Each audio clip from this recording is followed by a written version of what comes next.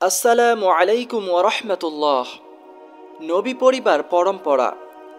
নবীজি সাল্লাল্লাহু আলাইহি ওয়াসাল্লামের পরিবার তার প্রপিতামহ হাশিম বিন আব্দে মানাফ থেকে পারিবারিক পরিচয় প্রদানের মূল সূত্র ধরার কারণে তা হাশিমি পরিবার নামে প্রসিদ্ধ ছিল। নবীজি সাল্লাল্লাহু আলাইহি ওয়াসাল্লাম সম্পর্কে সুস্পষ্ট ধারণা লাভের জন্য তার পিতামহ, প্রপিতামহ অর্থাৎ পূর্বতন কয়েক প্রজন্মের নেতৃস্থানীয় ব্যক্তিগণের জীবনী সম্পর্কে জানা প্রয়োজন। মুহাম্মদ বিন আবদুল্লাহ বিন আব্দুল মুত্তালিব বিন হাশিম বিন আব্দে মানাফ। যখন বনু আব্দে মানাফ এবং বনু আব্দুদ্দারের মধ্যে হারামের সঙ্গে সংশ্লিষ্ট পদসমূহ বন্টনের ব্যাপারে চুক্তি স্বাক্ষরিত হয়েছিল, তখন আব্দে মানাফের সন্তানদের মধ্যে হাশিমকেই সিকায়াহ এবং রিফাদাহ অর্থাৎ হজ যাত্রীগণকে পানি পান করানো এবং তাদের মেহমানদারি করার মর্যাদা প্রদান করা হয়। হাশিম ছিলেন অত্যন্ত সম্মানিত ও সম্ভ্রান্ত ব্যক্তিত্ব। তিনিই ছিলেন প্রথম ব্যক্তি যিনি শোরবা বা ঝোলের সঙ্গে রুটি মিশ্রিত করে মক্কায় হজযাত্রীগণকে খাওয়ানোর বন্দোবস্ত করেন। তার আসল নাম ছিল আমর, কিন্তু শোরবা বা ঝোলের সঙ্গে রুটি ভেঙে মিশ্রিত করার কারণে হাশিম নামে শোরবা বা ঝোলের মধ্যে রুটির টুকরো ভিজিয়ে খাইয়েছিলেন। তার ব্যক্তিজীবন এবং পরবর্তী ইতিহাসের সঙ্গে সংশ্লিষ্ট একটি অত্যন্ত গুরুত্বপূর্ণ ঘটনা ছিল এটা যে, ব্যবসা বাণিজ্যের উদ্দেশ্যে সাম্রাজ্যে যাওয়ার পথে যখন তিনি মদিনায় পৌঁছলেন, তখন সেখানে বনু আদি বিন নাজ্জার গোত্রের সালমা বিনতে আমর নাম্নী এক মহিলাকে বিবাহ করেন এবং কিছুকাল সেখানে অবস্থান করেন।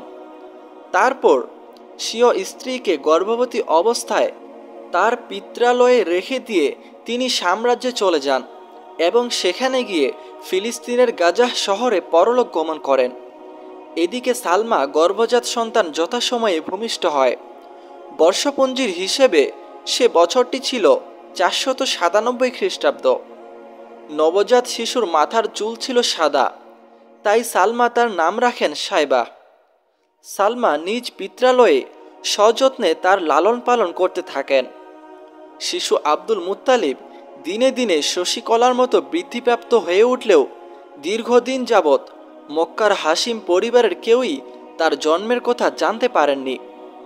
হাশিম ছিলেন 9 জন সন্তান সন্ততির জনক। 9 জনের মধ্যে 4 জন ছেলে ও 5 জন মেয়ে। তাদের নাম হচ্ছে যথাক্রমে Asad, Abu sci-fi, নাজলাহ, Abdul Muttalib এবং শিফা, খালিদাহ, জাইফা, রুকাইয়াহ ও জান্নাহ। Abdul Muttalib. পূর্বোক্ত আলোচনা থেকে আমরা বিলক্ষণ অবগত হয়েছি যে সিকায়াহ এবং রিফাদাহ সম্পর্কিত পদের দায়িত্ব অর্পিত ছিল হাশিমের উপর। হাশিমের মৃত্যুর পর সেই দায়িত্ব অর্পিত হয় তার ভাই মুত্তালিব বিন আব্দে মানাফের উপর। তিনিও দলের মধ্যে বিভিন্ন সৎ গুণাবলী এবং মান মর্যাদার অধিকারী ছিলেন। তার কথা অমান্য করা কিংবা নড়চড় করার ক্ষমতা দলের অন্য কারো ছিল না। বদান্যতার জন্যও তিনি প্রসিদ্ধ ছিলেন। বদান্যতার কারণেই কুরাইশগণ তার নাম রাখেন ফাইয়াজ। যখন সাইবাহ অর্থাৎ আব্দুল মুত্তালিব কাজকর্ম করার উপযুক্ত অথবা 7-8 বছর বয়সে উপনীত হন, তখন আব্দুল মুত্তালিব তার সম্পর্কে অবগত হয়ে নিয়ে আসার জন্য ইয়াসরিব গমন করেন। সেখানে পৌঁছার পর যখন তিনি সাইবাকে দেখতে পান, তখন তার চক্ষুদ্বয় থেকে অশ্রুধারা প্রবাহিত হতে থাকে। তারপর তাকে বুকে জড়িয়ে ধরে উষ্ট্রপৃষ্ঠে আরোহণ করে নেন এবং মক্কা অভিমুখে যাত্রা শুরু করেন। কিন্তু সাইবা তার মাতার অনুমতি ব্যতি রেখে মক্কা যেতে অস্বীকার করায় তাকে নিয়ে যাওয়ার জন্য মুত্তালিব তার মাতার নিকট অনুমতি প্রার্থী হন। কিন্তু সাইবার মাতা তাকে অনুমতি দিতে অস্বীকার করলে মুত্তালিব তাকে একথা বুঝিয়ে বলেন যে এ ছেলে তার পিতার রাজত্বে এবং আল্লাহর হারাম শরীফের দিকে যাচ্ছেন। নিশ্চিত রূপে এ হচ্ছে তার চরম সৌভাগ্যের ব্যাপার। একথা শ্রবণের পর সাইবাকে নিয়ে যাওয়ার জন্য তার আম্মা অনুমতি প্রদান করেন। অনুমতি লাভের পর মুত্তালিব তাকে তার উটের পিঠে বসিয়ে মক্কা অভিমুখে অগ্রসর হতে থাকেন। মক্কায় পৌঁছলে সাইবাকে মুত্তালিবের পাশে দেখে মক্কাবাসীগণ বলেন যে এ বালক হচ্ছে আব্দুল মুত্তালিব অর্থাৎ মুত্তালিবের দাস। তদুত্তরে মুত্তালিব বলেন, না, এ হচ্ছে আমার ভ্রাতুষ্পুত্র, আমার ভাই হাসিমের ছেলে। এরপর থেকে মুত্তালিবের নিকট লালিত পালিত হতে থাকেন। সাইবাহ যখন যৌবনে পদার্পণ করেন তখন কোনো এক সময় ইয়ামানের দাম্মান-এ মুত্তালিব পরলোক গমন করেন। তার মৃত্যুর পর আব্দুল মুত্তালিব অর্থাৎ সাইবাহ পরিত্যক্ত পদসমূহের অধিকার লাভ করেন। কালক্রমে আব্দুল মুত্তালিব নিজ সম্প্রদায়ের মধ্যে এমন মান মর্যাদা লাভ করেন যে তার পিতা কিংবা পিতামহ কেউই এত মান সম্মানের অধিকারী হতে সক্ষম হননি। সুবহানাল্লাহ। একজন গুণী ব্যক্তি হিসেবে কওমের লোকেরা সকলেই তাকে একান্ত আন্তরিকতার সঙ্গে ভালোবাসতেন এবং সমীহ করে চলতেন। মুত্তালিব যখন পরলোক গমন করেন তখন নৌফল বল প্রয়োগ করে আব্দুল মুত্তালিব চত্বর দখল করে নেন। আব্দুল মুত্তালিবের একার পক্ষে তার চাচার সঙ্গে মোকাবিলা করা সম্ভব না হওয়ার কারণে কুরাইশ গোত্রের কোনো কোনো লোকের নিকট তিনি সাহায্য প্রার্থী হন। কিন্তু তার একথা বলে আপত্তি করেন যে তার এবং তার চাচার বিরোধের ব্যাপারে কোনো কিছু করা তাদের পক্ষে সম্ভব নয়। নিরুপায় হয়ে আব্দুল মুত্তালিব বনু নাজ্জার গোত্রের তার মামা গোষ্ঠীর নিকট কিছু কবিতা লিখে পাঠান, যার মধ্যে নিহিত ছিল সাহায্যের করুণ আবেদন। এ আহ্বানে সাড়া দিয়ে তার মামা আবু সাআদ বিন আদি ৮০ জন অশ্বারোহী নিয়ে মক্কা অভিমুখে অগ্রসর হন এবং আবতাহ নামক স্থানে অবতরণ করেন। আব্দুল মুত্তালিব সেখানে গিয়ে তার মামার সঙ্গে সাক্ষাৎ করেন এবং তাকে গৃহে নিয়ে যাওয়ার জন্য অনুরোধ জানান। কিন্তু নাওফলের সঙ্গে একটি বোঝাপড়া না হওয়া পর্যন্ত আবু সাআদ তার গৃহে যেতে অস্বীকৃতি জানান। তারপর তিনি অগ্রসর হয়ে নাওফলের নিকট গিয়ে দাঁড়ান। নাওফল তখন হাতিম নামক স্থান কোনো বেলালের জন্ম হয়নি, আর জন্ম হয়ে থাকলে আবু তালিব আবু বকর রাদিয়াল্লাহু তাআলা আনহুর সঙ্গে ছিলেন না। ফিজার যুদ্ধ। নবী মুহাম্মদ সাল্লাল্লাহু আলাইহি ওয়াসাল্লামের বয়স যখন ২০ বছর তখন ওকাস বাজারে একটি যুদ্ধ সংঘটিত হয়। এ যুদ্ধের এক পক্ষে ছিলেন কুরাইশগণ এবং তাদের মিত্র বনু কিনানা, বিপক্ষে ছিলেন কায়াস আয়লান। এ যুদ্ধ ফিজার যুদ্ধ হিসেবে খ্যাত, কেননা বনু কিনানার বাররাজ নামে এক ব্যক্তি কায়াস আয়লানের ৩ লোককে হত্যা করে। এ খবর ওকাজে পৌঁছলে উভয় দলের লোকের মাঝে উত্তেজনা ছড়িয়ে পড়ে যুদ্ধ বেঁধে যায়। কুরাইশ কিনানা মিত্রপক্ষের সেনাপতি ছিলেন হারব বিন উমাইয়া, কারণ প্রতিভা এবং প্রভাব প্রতিপত্তির ফলে তিনি কুরাইশ ও কিনানা গোত্রের মধ্যে নিজেকে মান মর্যাদার উচ্চ আসনে প্রতিষ্ঠিত করে নিতে সক্ষম হয়েছিলেন। প্রথম দিকে কিনানাহদের উপর কায়সারদের সমর্থন ছিল বেশি, কিন্তু পরবর্তী পর্যায়ে কিনানাহদেরই সমর্থন হয়ে যায় বেশি।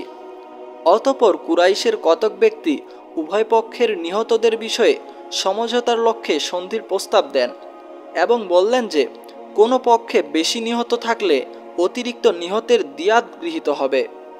এতে উভয় পক্ষ সম্মত হয়ে সন্ধি করে এবং যুদ্ধিষ্ঠার প্রতিজ্ঞা।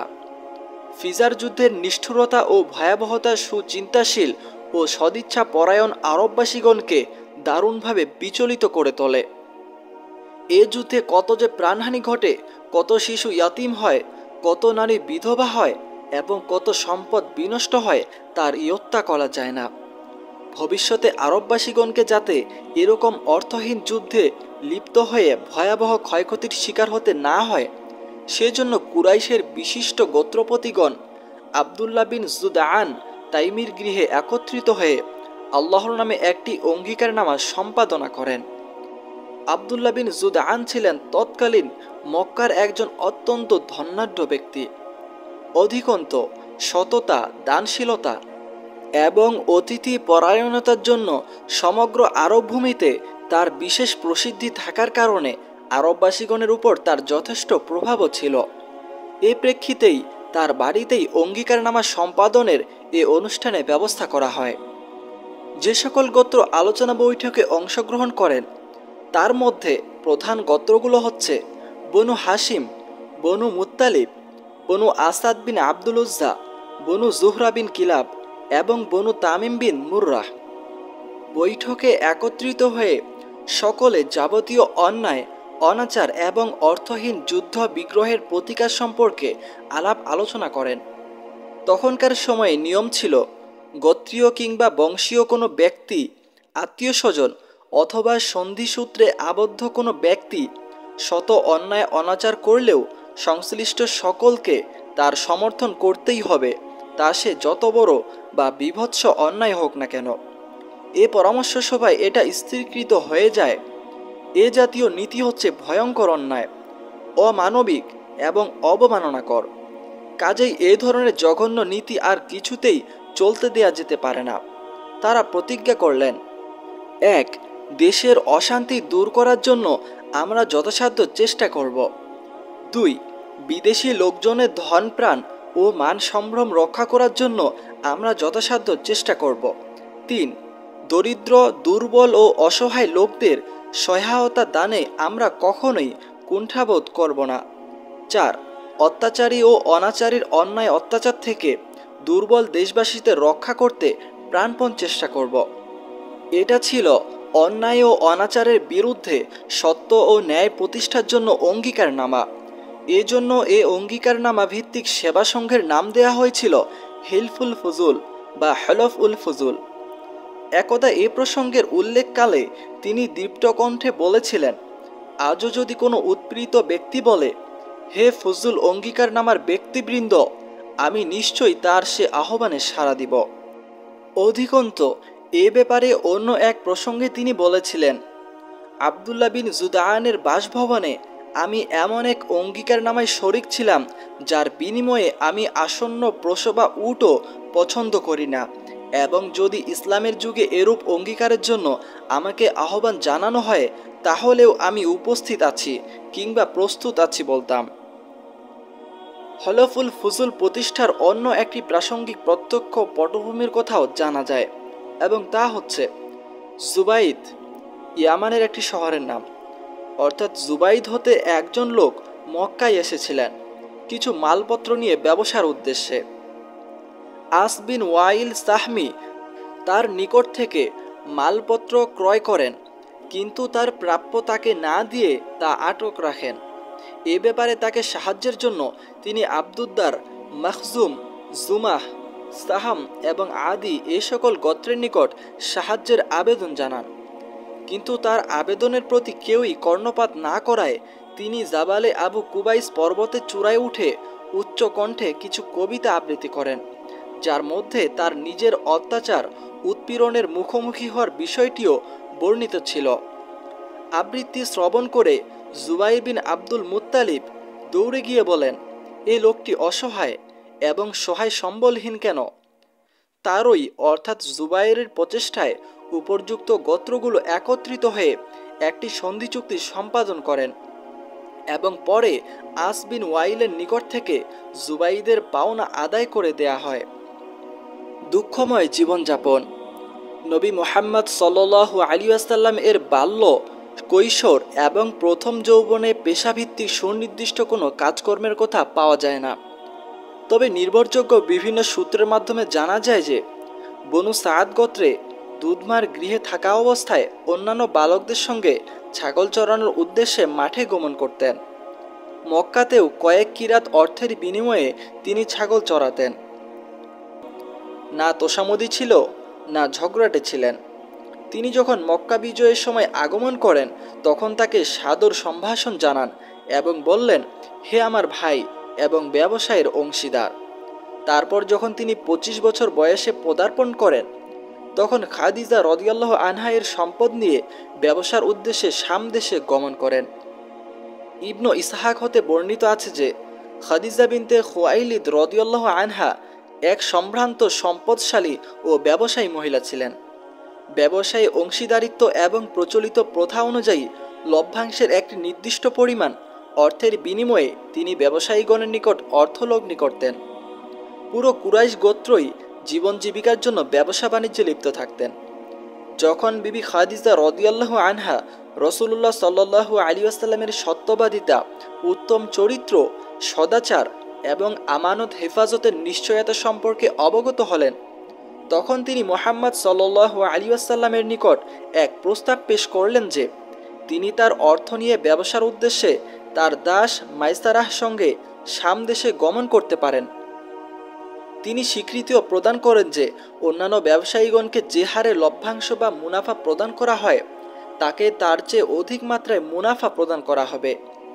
মুহাম্মদ সাল্লাল্লাহু আলাইহি ওয়াসাল্লাম এই প্রস্তাব গ্রহণ করলেন এবং তার অর্থ সম্পদ নিয়ে দাস মাইসারার সঙ্গে শাম দেশে গমন করলেন। খাদিজা রাদিয়াল্লাহু আনহার সঙ্গে বিবাহ। সিরিয়া থেকে যুবক নবী সাল্লাল্লাহু আলাইহি ওয়াসাল্লামের প্রত্যাবর্তনের পর ব্যবসা বাণিজ্যের খতিয়ান করা হলো। হিসাব নিকাশ করে আমানত সহ এত বেশি পরিমাণ অর্থ তিনি পেলেন ইতোপূর্বে কোনো দিনই তা পাননি। এতে খাদিজা রাদিয়াল্লাহু আনহা এর অন্তর তৃপ্তির আমেজে ভরে ওঠে। অধিকন্তু তার দাস মাইসারার কথাবার্তা থেকে মুহাম্মদ সাল্লাল্লাহু আলাইহি ওয়াসাল্লাম মিষ্টভাষিতা, সত্যবাদিতা, উন্নত চিন্তাভাবনা, আমানত হেফাজত করার ব্যাপারে একাগ্রতা ইত্যাদি বিষয় অবগত হওয়ার পর রাসূলুল্লাহ সাল্লাল্লাহু আলাইহি ওয়াসাল্লামের প্রতি তার শ্রদ্ধাবোধ ক্রমেই বৃদ্ধিপ্রাপ্ত হতে থাকে এবং তাকে পতি হিসাবে পাওয়ার একটা গোপন বাসনা ক্রমেই তার মনে দানা বেঁধে উঠতে থাকে। এর পূর্বে বড় বড় সর্দার, নেতা ও প্রধানগণ অনেকেই তার নিকট বিয়ের প্রস্তাব পাঠান, কিন্তু তিনি কোনোটিই মঞ্জুর করেননি। অথচ মুহাম্মদ সাল্লাল্লাহু আলাইহি ওয়াসাল্লামকে স্বামীরূপে পাওয়ার জন্য তিনি যার পরনায় ব্যাকুল হয়ে উঠলেন। তিনি নিজ অন্তরে গোপন বাসনা ও ব্যাকুলতার কথা তার বান্ধবী নাফিসা বিনতে মুনাব্বিহ এর নিকট ব্যক্ত করলেন এবং বিষয়টি নিয়ে মুহাম্মদ সাল্লাল্লাহু আলাইহি ওয়াসাল্লামের সঙ্গে আলোচনা করার জন্য তাকে অনুরোধ জানালেন। নাফিসা বিবি খাদিজা রাদিয়াল্লাহু আনহা এর প্রস্তাব সম্পর্কে নবী করিম সাল্লাল্লাহু আলাইহি ওয়াসাল্লামের সঙ্গে আলোচনা করলেন। নবী করিম সাল্লাল্লাহু আলাইহি ওয়াসাল্লাম এই প্রস্তাবে সম্মতি জ্ঞাপন করে বিষয়টি চাচা আবু তালিবের সঙ্গে আলোচনা করলেন। আবু তালিব এ ব্যাপারে খাদিজা রাদিয়াল্লাহু আনহা এর পিতৃব্যের সঙ্গে আলোচনার পর বিয়ের প্রস্তাব পেশ করেন এবং এক শুভক্ষণে আল্লাহর বিশেষ অনুগ্রহপ্রাপ্ত দুটি প্রাণ বিশ্ব মানবের অনুকরণ ও অনুসরণযোগ্য পবিত্র বিবাহ বন্ধনে আবদ্ধ হয়ে যান। বিবাহ অনুষ্ঠানে বনু হাশিম ও মুজারের প্রধানগণ উপস্থিত থেকে অনুষ্ঠানে সৌষ্ঠব্য বৃদ্ধি করেন। নবী করিম সাল্লাল্লাহু আলাইহি ওয়াসাল্লাম এবং বিবি খাদিজা রাদিয়াল্লাহু আনহা এর মধ্যে শুভ বিবাহ পর্ব অনুষ্ঠিত হয় শাম দেশ থেকে প্রত্যাবর্তনের 2 মাস পর। তিনি সহধর্মিনী খাদিজাকে মোহরানা স্বরূপ 20টি উট প্রদান করেন। ওই সময় খাদিজা রাদিয়াল্লাহু আনহা এর বয়স হয়েছিল 40 বছর। বংশমর্যাদা, সহায় সম্পদ, বুদ্ধিমত্তা ইত্যাদি সকল ক্ষেত্রেই তিনি ছিলেন সমাজের মধ্যে শীর্ষস্থানীয়। তিনি ছিলেন উত্তম চরিত্রের এক অনুপমা মহিলা এবং নবী করিম সাল্লাল্লাহু আলাইহি ওয়াসাল্লামের প্রথমা সহধর্মিনী। তার জীবদ্দশায় তিনি আর অন্য কোনো মহিলাকে বিবাহ করেননি। রাসূলুল্লাহ সাল্লাল্লাহু আলাইহি ওয়াসাল্লামের সন্তানদের মধ্যে ইব্রাহিম ব্যতীত অন্যান্য সকলেই ছিলেন খাদিজা রাদিয়াল্লাহু আনহা এর গর্ভজাত সন্তান। নবী দম্পতির প্রথম সন্তান ছিলেন কাসেম, তাই উপনাম হয় আবুল কাসেম। তারপর যথাক্রমে জন্মগ্রহণ করেন জাইনাব, রুকাইয়া, উম্মে কুলসুম, ফাতিমাহ ও আবদুল্লাহ। আবদুল্লাহর উপাধি ছিল তাইয়িব এবং তহির। নবী করিম সাল্লাল্লাহু আলাইহি ওয়াসাল্লামের সকল পুত্র সন্তানই বাল্য অবস্থায় মৃত্যুবরণ করেন। তবে কন্যাদের মধ্যে সকলেই ইসলামের যুগ পেয়েছেন, মুসলিম হয়েছেন এবং মুহাজিরের মর্যাদাও লাভ করেছেন। কিন্তু ফাতিমাহ রাদিয়াল্লাহু আনহা ব্যতীত কন্যাগণ সকলেই পিতার জীবদ্দশাতেই মৃত্যুবরণ করেন।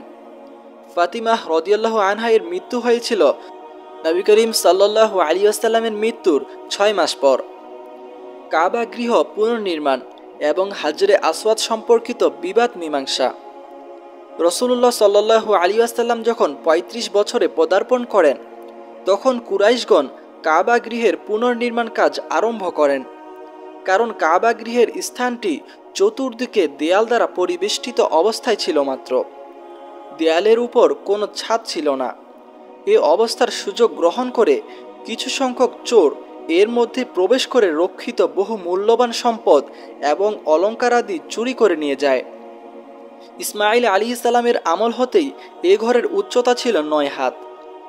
গৃহটি বহু পূর্বে নির্মিত হওয়ার কারণে দেওয়ালগুলোতে ফাটল সৃষ্টি হয়ে যে কোনো মুহূর্তে তা ভেঙে পড়ার মতো অবস্থার সৃষ্টি হয়েছিল। তাছাড়া সে বছরই মক্কা প্লাবিত হয়ে যাওয়ার কারণে কাবামুখী জলধারা সৃষ্টি হয়েছিল। তাছাড়া প্রবাহিত হওয়ায় কাবা গৃহের দেওয়ালে চরম অবনতি ঘটে এবং যে কোনো মুহূর্তে তা ধসে পড়ার আশঙ্কা ঘনীভূত হয়ে ওঠে। এমন এক নাজুক অবস্থার প্রেক্ষাপটে কুরাইশগণ সংকল্পবদ্ধ হলেন কাবা গৃহের স্থান ও মর্যাদা অক্ষুণ্ণ রাখার উদ্দেশ্যে তা পুনর্নির্মাণের জন্য। কাবা গৃহ নির্মাণের উদ্দেশ্যে সকল গোত্রের কুরাইশগণ একত্রিত হয়ে সম্মিলিতভাবে কতিপয় নীতি নির্ধারণ করে নিলেন। সেগুলো হচ্ছে যথাক্রমে, কাবা গৃহ নির্মাণ করতে গিয়ে শুধুমাত্র বৈধ অর্থ সম্পদ অর্থাৎ হালাল অর্থ সম্পদ ব্যবহার করা হবে। এতে বেশ্যাবৃত্তির মাধ্যমে উপার্জিত অর্থ, সুদের অর্থ এবং হক নষ্ট করে সংগৃহীত হয়েছে এমন কোনো অর্থ নির্মাণ কাজে ব্যবহার করা চলবে না। এ সকল নীতির প্রতি অকুণ্ঠ সমর্থন করে নির্মাণ কাজ আরম্ভ করার জন্য প্রস্তুতি গ্রহণ করা হলো। নতুন ইমারত তৈরির জন্য পুরাতন ইমারত ভেঙে ফেলা প্রয়োজন, কিন্তু আল্লাহর ঘর ভেঙে ফেলার কাজে হাত দিতে কারো সাহস হচ্ছে না। অবশেষে ওয়ালিদ বিন মুগিরা মাখজুমি সর্বপ্রথম ভাঙার কাজে হাত দিলেন এবং কোদাল হাতে নিয়ে বললেন, হে আল্লাহ, আমাদের তো ভালো ব্যতীত কোনো মন্দ উদ্দেশ্য নেই। আর অন্যেরা ভীত সন্ত্রস্ত চিত্তে তা প্রত্যক্ষ করতে থাকলেন। কিন্তু দু রুকুনের কিছু অংশ ভেঙে ফেলার পরও যখন তারা দেখলেন যে তার উপর কোনো বিপদ আপদ আসছে না, তখন দ্বিতীয় দিনে সকলেই ভাঙার কাজে অংশগ্রহণ করলেন। যখন ইব্রাহিম আলাইহিস সালামের ভিত্তি পর্যন্ত ভেঙে ফেলা হলো, তখন নির্মাণ কাজ শুরু হলো। প্রত্যেক গোত্র যাতে নির্মাণ কাজে অংশগ্রহণের সুযোগ লাভ করে, তজ্জন্য কোনো গোত্র কোন অংশ নির্মাণ করবে পূর্বান্নেই তা নির্ধারণ করা হয়েছিল। এ প্রেক্ষিতে প্রত্যেক গোত্রই ভিন্ন ভিন্নভাবে প্রস্তর সংগ্রহ করে রেখেছিলেন। বাকুম নামক একজন রোমীয় মিস্ত্রির তত্ত্বাবধানের জন্য গ্রহণযোগ্য হবে। তিনি বললেন, না, তা হবে না, বরং তোমরা বলবে এবং আমি তা শুনব। অলিদের এ কথার পর কয়েকজন সমস্বরে উঠলেন, আমরা মন্তব্য করব যে তিনি কাহিন। অলিদ বললেন, না, আল্লাহর শপথ, তিনি কাহিন নন, অর্থাৎ তিনি গণক নয়। আমরা অনেক কাহিন দেখেছি, ইনি তো কাহিনদের মতো গুনগুন করে গান গান না, ছন্দকারের কবিতা আবৃত্তি করেন না, কিংবা কবিতা রচনাও করেন না। অন্যরা বললেন, তাহলে আমরা তাকে একজন পাগল বলবো। অলিদ বললেন, না, তিনি তো পাগল নন, আমরা পাগল দেখেছি এবং তার রকম সকম সম্পর্কে জানি। এ লোকের মধ্যে পাগলের মতো দম বন্ধ করে থাকা, অস্বাভাবিক কোনো কাজকর্ম করা, অসংলগ্ন কথাবার্তা বলা কিংবা অনুরূপ কোনো কিছুই তো দেখি না। অন্যেরা বললেন, তাহলে আমরা বলবো যে তিনি একজন কবি। অলিদ বললেন, তার মধ্যে কবির কোনো বৈশিষ্ট্যই নেই যে তাকে কবি বলা হবে। রজস, হাজস, কারিস, মাকবুস, মাবসুত ইত্যাদি সর্বপ্রকার কাব্যরীতি সম্পর্কে আমরা অবগত আছি। যা হোক, তার কথাবার্তাকে কিছুতেই কাব্য বলা যেতে পারে না। অন্যেরা বললেন, তাহলে আমরা তাকে জাদুকর বলবো। অলিদ বললেন, এ ব্যক্তি জাদুকরও বলা যেতে পারে না। আমরা জাদুকর এবং জাদু সংক্রান্ত নানা ফন্দি ফিকির দেখেছি। তার সত্য মিথ্যা কত কথা বলে, তোমরা তার সম্পর্কে যাই বলো না কেন, যারা তার সংস্পর্শে কিছুক্ষণ থাকবেন তারা তোমাদের কথাবার্তাকে অবশ্যই মিথ্যা মনে করবেন। তারপর কিছুক্ষণ ভেবে নিয়ে পুনরায় তিনি বললেন, তার সম্পর্কে যদি কিছু বলতেই হয় তাহলে খুব জোর জাদুকর বলতে পারো। তার এটা কিছুটা উপযোগী বলে মনে হতে পারে। তিনি এমন সব কথা উত্থাপন করেছেন যা জাদু বলেই মনে হয়। তিনি পিতাপুত্রের মধ্যে, স্বামী স্ত্রীর মধ্যে, ভাই ভাইয়ের মধ্যে, গোত্র গোত্রের মধ্যে, আত্মীয় স্বজনদের মধ্যে বিভেদ সৃষ্টি করে দিয়েছেন। শেষ পর্যন্ত তারা তাকে জাদুকর বলার সিদ্ধান্তে একমত হয়ে সেখান থেকে প্রস্থান করলেন। কোনো কোনো বর্ণনায় একথাও বলা হয়েছে যে অলিদ যখন তাদের প্রস্তাবসমূহ প্রত্যাখ্যান করে দিলেন তখন তারা বললেন, আপনি তাহলে আপনার গ্রহণযোগ্য অভিমত ব্যক্ত করুন। প্রত্যুত্তরে অলিদ বললেন, আমাকে তবে কিছু চিন্তাভাবনা করার সুযোগ দাও। এরপর তিনি বহুক্ষণ ধরে চিন্তাভাবনা করতে থাকেন এবং উল্লেখিত অভিমত ব্যক্ত করেন। এ ব্যাপারে ওলীদ সম্পর্কে সূরা মুদ্দাসসিরের 16টি আয়াত অবতীর্ণ হয়েছে, অর্থাৎ ছেড়ে দাও আমাকে তার সঙ্গে বোঝাপড়া করার জন্য যাকে আমি এককভাবে সৃষ্টি করেছি, আর তাকে ওয়ালিদ বিন মুগিরাকে দিয়েছি অঢেল ধন সম্পদ আর অনেক ছেলে যারা সবসময় তার কাছেই থাকে, এবং তার জীবনকে করেছি সচ্ছল ও সুগম। এরপরও সে লোভ করে যে আমি তাকে আরও দেই, কখনো না। সে ছিল আমার নিদর্শনের বিরুদ্ধাচারী। শীঘ্রই আমি তাকে উঠাবো শাস্তির পাহাড়ে, অর্থাৎ তাকে দিব বিপদের উপর বিপদ। সে চিন্তাভাবনা করল এবং সিদ্ধান্ত নিল, ধ্বংস হোক সে। কিভাবে সে কুরআনের অলৌকিকতা স্বীকার করার পরও কেবল অহমিকার বশবর্তী হয়ে নবুয়তকে অস্বীকার করার সিদ্ধান্ত নিল। আবারও ধ্বংস হোক সে সিদ্ধান্ত নিল কিভাবে। তারপর সে তাকালো, তারপর ভ্রু কুচকালো আর মুখ বাঁকালো। তারপর সে পিছনে ফিরল আর অহংকার করল। তারপর বলল, এ তো জাদু ছাড়া আর কিছুই নয়, এ তো পূর্বে থেকেই চলে আসছে, এটা তো মানুষের কথা মাত্র। শীঘ্রই আমি তাকে জাহান্নামের আগুনে নিক্ষেপ করব। সূরা আল মুদ্দাসির আয়াত 11-26, যার মধ্যে কয়েকটি আয়াতে তার চিন্তার ধরন সম্পর্কিত চিত্র তুলে ধরা হয়েছে। ঈর্ষাদ হয়েছে, সে চিন্তাভাবনা করল এবং সিদ্ধান্ত নিল, ধ্বংস হোক সে। কিভাবে সে কুরআনের অলৌকিকতা স্বীকার করার পরও কেবল অহমিকার বশবর্তী হয়ে নবুয়তকে অস্বীকার করার সিদ্ধান্ত নিল। আবারও ধ্বংস হোক সে সিদ্ধান্ত নিল কিভাবে। তারপর সে তাকালো, তারপর ভ্রু কুচকালো আর মুখ বাঁকালো। তারপর সে পিছনে ফিরল আর অহংকার করল। তারপর বলল, এ তো জাদু ছাড়া আর কিছু নয়, এ তো পূর্ব থেকেই চলে আসছে, এটা তো মানুষের কথা মাত্র। যা হোক, তারা যে সিদ্ধান্ত করলেন তা বাস্তবায়নের উদ্দেশ্যে এখন থেকে প্রস্তুতি গ্রহণ করতে থাকলেন। কিছু সংখ্যক কাফির মক্কায় আগমনকারী হজযাত্রীগণের পথের পাশে কিংবা পথের মোড়ে মোড়ে জটলা করে নবী করিম সাল্লাল্লাহু আলাইহি ওয়াসাল্লামের প্রচার এবং তাবলীগের ব্যাপারে যা ইচ্ছে তাই বলে হজযাত্রীগণকে বিভ্রান্ত করতে শুরু করলেন। নবী করিম সাল্লাল্লাহু আলাইহি ওয়াসাল্লাম সম্পর্কে তাদের সতর্ক করে দিয়ে তার সম্পর্কে বহু কিছু বলতে থাকলেন। হজের মৌসুমে হজ যাত্রীগণের শিবিরে এবং উকাস, মাজিন্নাহ এবং জুলমাজাজ বাজারে নবী করিম সাল্লাল্লাহু আলাইহি ওয়াসাল্লাম যখন আল্লাহর একত্ব এবং দ্বীনের তাবলীগ করতেন, তখন আবু লাহাব তার পিছন পিছন গিয়ে বলতেন, এর কোথায় তোমরা কান দিও না, সে মিথ্যুক এবং বেদিন হয়ে গিয়েছে। নাউযুবিল্লাহ। রাসূলুল্লাহ সাল্লাল্লাহু আলাইহি ওয়াসাল্লামের এহেন প্রচারণার দৌড়ঝাঁপের ফল হলো যে হজ পালনের পর হাজিগণ যখন নিজ নিজ গৃহে প্রত্যাবর্তন করলেন, তখন তারা রাসূলুল্লাহ সাল্লাল্লাহু আলাইহি ওয়াসাল্লাম সম্পর্কে ভালোভাবে অবগত হয়ে গৃহে প্রত্যাবর্তন করলেন। তাছাড়া তারা একথাও অবগত হয়ে গেলেন যে মুহাম্মদ সাল্লাল্লাহু আলাইহি ওয়াসাল্লাম নবুয়ত দাবি করছেন। এভাবে হজ যাত্রীগণের মাধ্যমেই নবী করিম সাল্লাল্লাহু আলাইহি ওয়াসাল্লামের নবুয়ত এবং ইসলামের প্রাথমিক কথাবার্তা সমগ্র আরব জাহানে বিস্তার লাভ করল।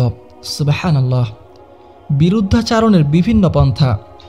কুরাইশগণ যখন দেখলেন যে মুহাম্মদ সাল্লাল্লাহু আলাইহি ওয়াসাল্লামকে তার দ্বীনের দাওয়াত এবং তাবলীগ থেকে নিবৃত্ত করার কোনো কৌশল কার্যকর হচ্ছে না, তখন তারা পুনরায় চিন্তাভাবনা করে তার তাবলীগী কর্মকাণ্ডকে সম্পূর্ণ নিশ্চিহ্ন করে ফেলার জন্য নানামুখী পন্থা প্রক্রিয়া অবলম্বন শুরু করলেন।